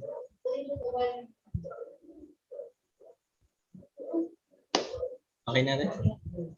Okay. So thank you so much po. Pasensya po. So any other concern po ba? Any other reflection? Maybe from Ate Jane and Kuya John Bastol? You want to say something po? No, ha? Hello po. Hello. Good evening. Wala na si Jan. Nasa kabilang Zoom meeting na siya. So anyway. Good evening, Ate. Good evening, brother Randy. So anyway, thank you so much sa time mo. Kahit busy ka, at least binigyan mo pa rin ng time yung radio namin. So thank you so much kasi it reminds us again our responsibility as well as na-remind naman kami about sa significance of the blessing. Kasi yun talaga ang goal natin, especially na as a Central Blessed Families, lahat tayo dito may mga anak na. So yun talaga yung goal natin na ipamana sa mga anak natin, di ba? So this time kasi yung mga anak natin, mga malalaki na, so nasa crucial stage na kasi may mga ano na di ba? Maraming mga temptations. So ito talaga yung pinaka importante na as a parents ma-remind tayo yung responsibility natin sa mga anak natin. Kasi nga hindi naman sa lahat na panahon masubaybayan natin. Although we give them nag-guide natin sila everyday, pero sa labas ng bahay hindi natin sila mabantayan. So ito yung kumbaga ito na lang yung natin na through this through these mga reminders ma-refresh yung natin, yung knowledge about the significance of the blessing. Kasi paano natin ma-educate yung mga anak natin kung tayo mismo mga blessed family, tayo mismo mga parents hindi nagpa-follow. So we set as a good example sa mga anak natin. Lalo na paano yung mga tradition, yung mga nagawa ni true parents. So importante talaga sa kanila kasi hindi naman sila magsunod sa atin kung hindi maganda yung pinapakita natin sa kanila, di ba? So, siguro, kailangan pa natin palagi na ganitong mga lecture, no? Kasi, bitin Brother Randy, bitin yung lecture mo. Kulang yung, yung isang oras. Kaya, kung may time ka, balik ka na dito sa GenSan. Balik ka na dito. Actually, kasi, ang Sambuanga is nag-schedule siya na every last Saturday of the month. So, merong meeting diba together. supposed to be dito ka? Kaso lang, may bagong kasi na baka dito sa GenSan ma-extend, baka ilagay naman kami sa GCQ kasi dumadami palagi everyday. Nag-increase yung COVID, yung active dito. So baka ilagay naman kami sa GCQ. So I hope na hindi matuloy kasi nga madami na naman ang dito. I hope na para makita. Maganda kasi pag face to face talaga, 'di ba? Mas maiba yung yung inspirations pag face to face yung yung mga lectures na marinig natin. So anyway, thank you Brother Randy. Thank you so much. Thank you din po, Ate.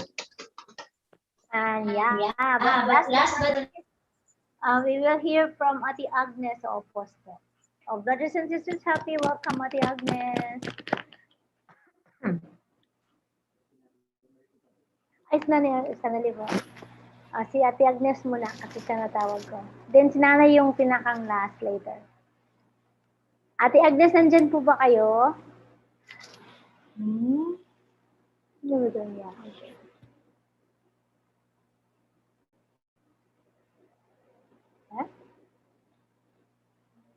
Wala po ba siya?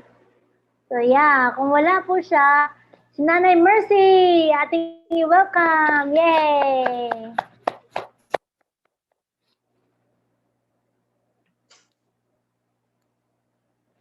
Unmute po, Nay.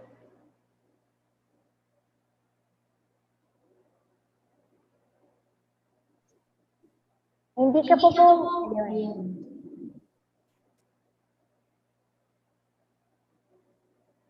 Nay, hindi pa po kayo maririnig po.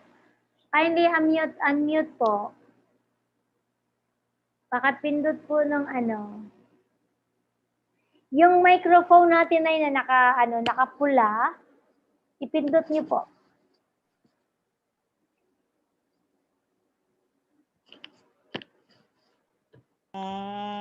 Yeah, thank you po. Ito na, okay na.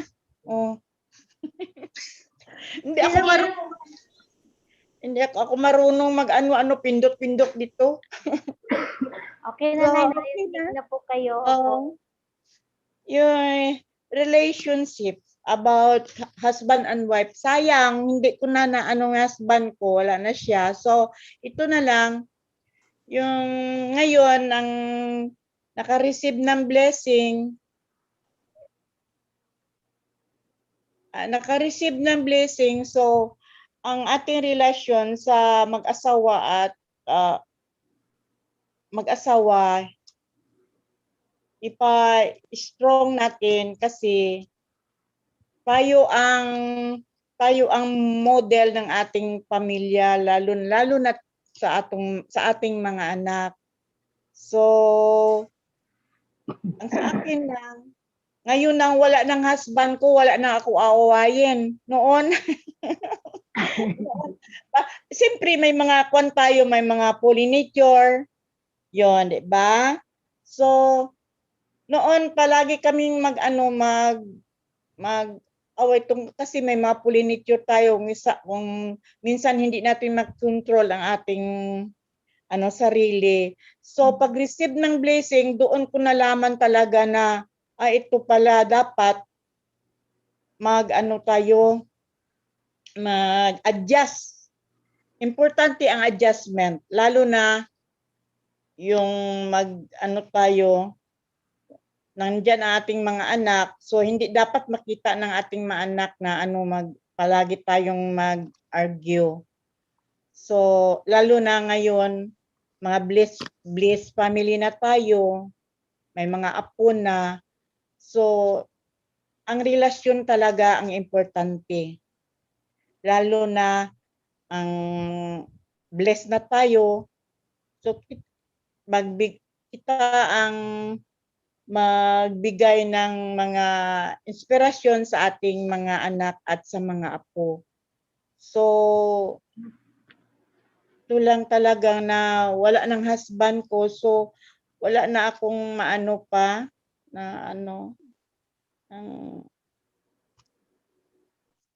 matanda na tayo, wala nang ma-sharean, so mga apo na lang, malayo ang mga anak.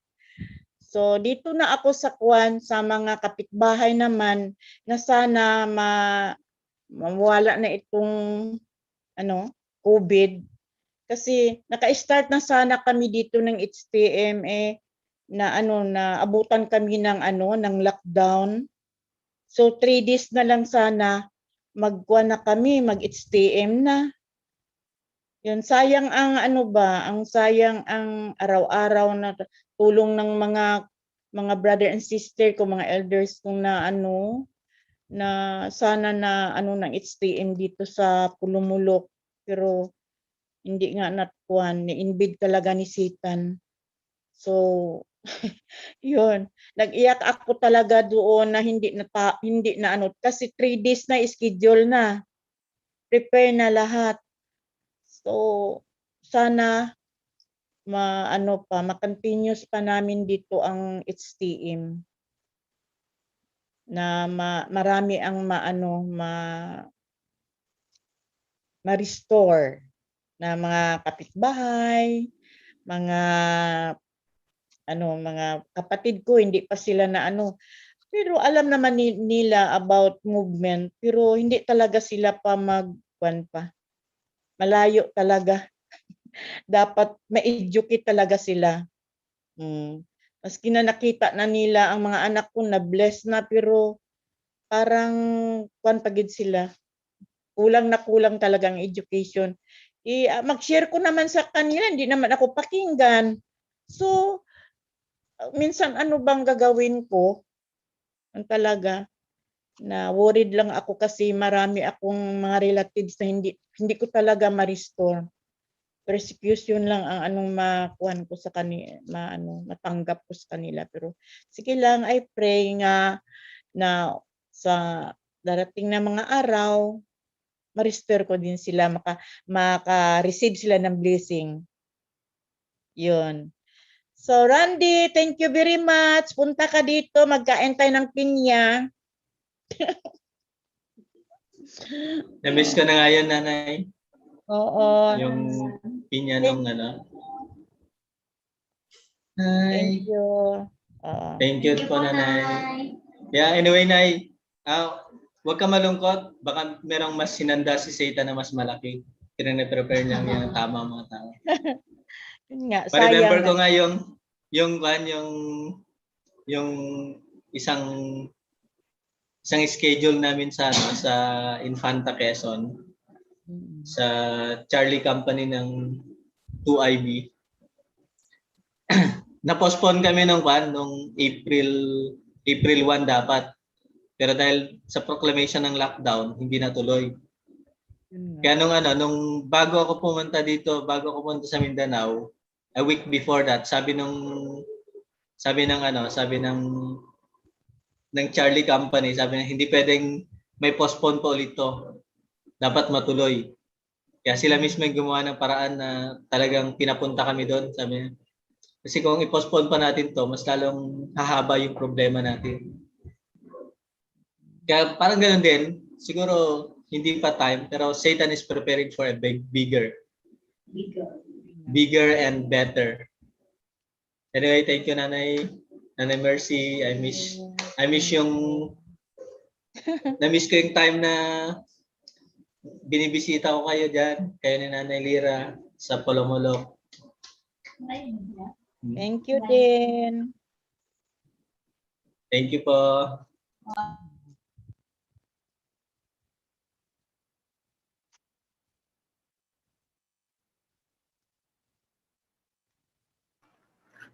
So thank you so much po. It's really good to get connected once again, no? Ang sarap balikan ng mga yeah, it is a great opportunity that we can really reconnect ourselves to each other again and again, and it's important since tayo lang yung naatasang gumawa ng Holy Community. So it is about reaching out time. So COVID has helped us discover this one, no? Kasi noon, nakala natin kailangan pa tayong sumulat ng isang buong, mag-antay tayo isang buong buwan o di kaya tatlong buwan pa to reach out to our brothers and sisters. However, this time, according to Mother, it's a 1 second era. So yeah, and then COVID has prepared us. Matag pa, sabi nga ni Kuya, Satan prepared the better and bigger opportunity for us. And this is it. This is one of those, no? So yeah, grateful tayo dapat. Yay! So, si Ate Agnes po ba nandyan na? Should we have to expect a reflection from her maybe, or a single hi and hello from her? Just to meet and greet. And then after that, maybe we can, mula na po bang other concerns?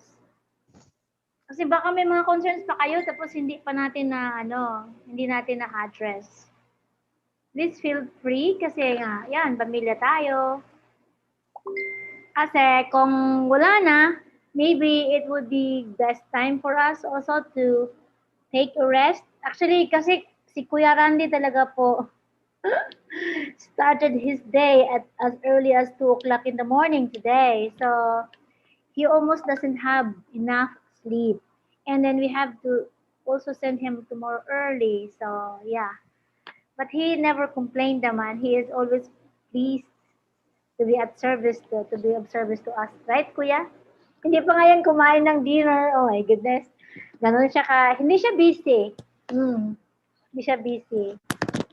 Kaya, yeah. So, wala na po si Ate Agnes. Mahina din siguro ang signal nila. Gaya doon kila Kuya Celso din yun eh. Okay. So, should we have no more concerns? I would like to ask, gusto mo ikaw mag-pray, Kuya? Christian prayer. Yes. Our most beloved Heavenly Parents, first true parents on earth and humankind.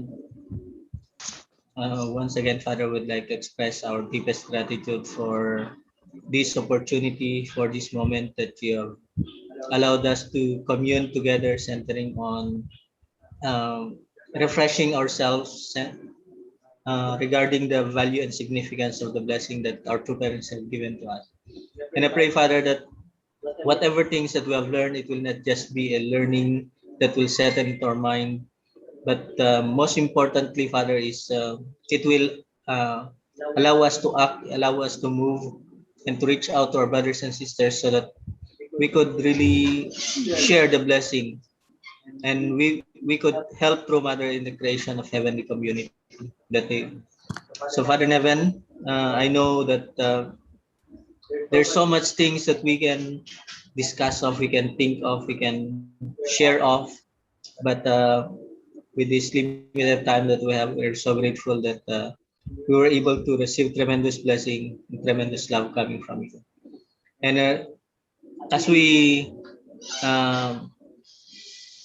it's not really closing, Father, but um, making a point of thinking of how we could follow this up or have a second moment or a continuous program that will be so that we can guide our blessed families throughout the nation.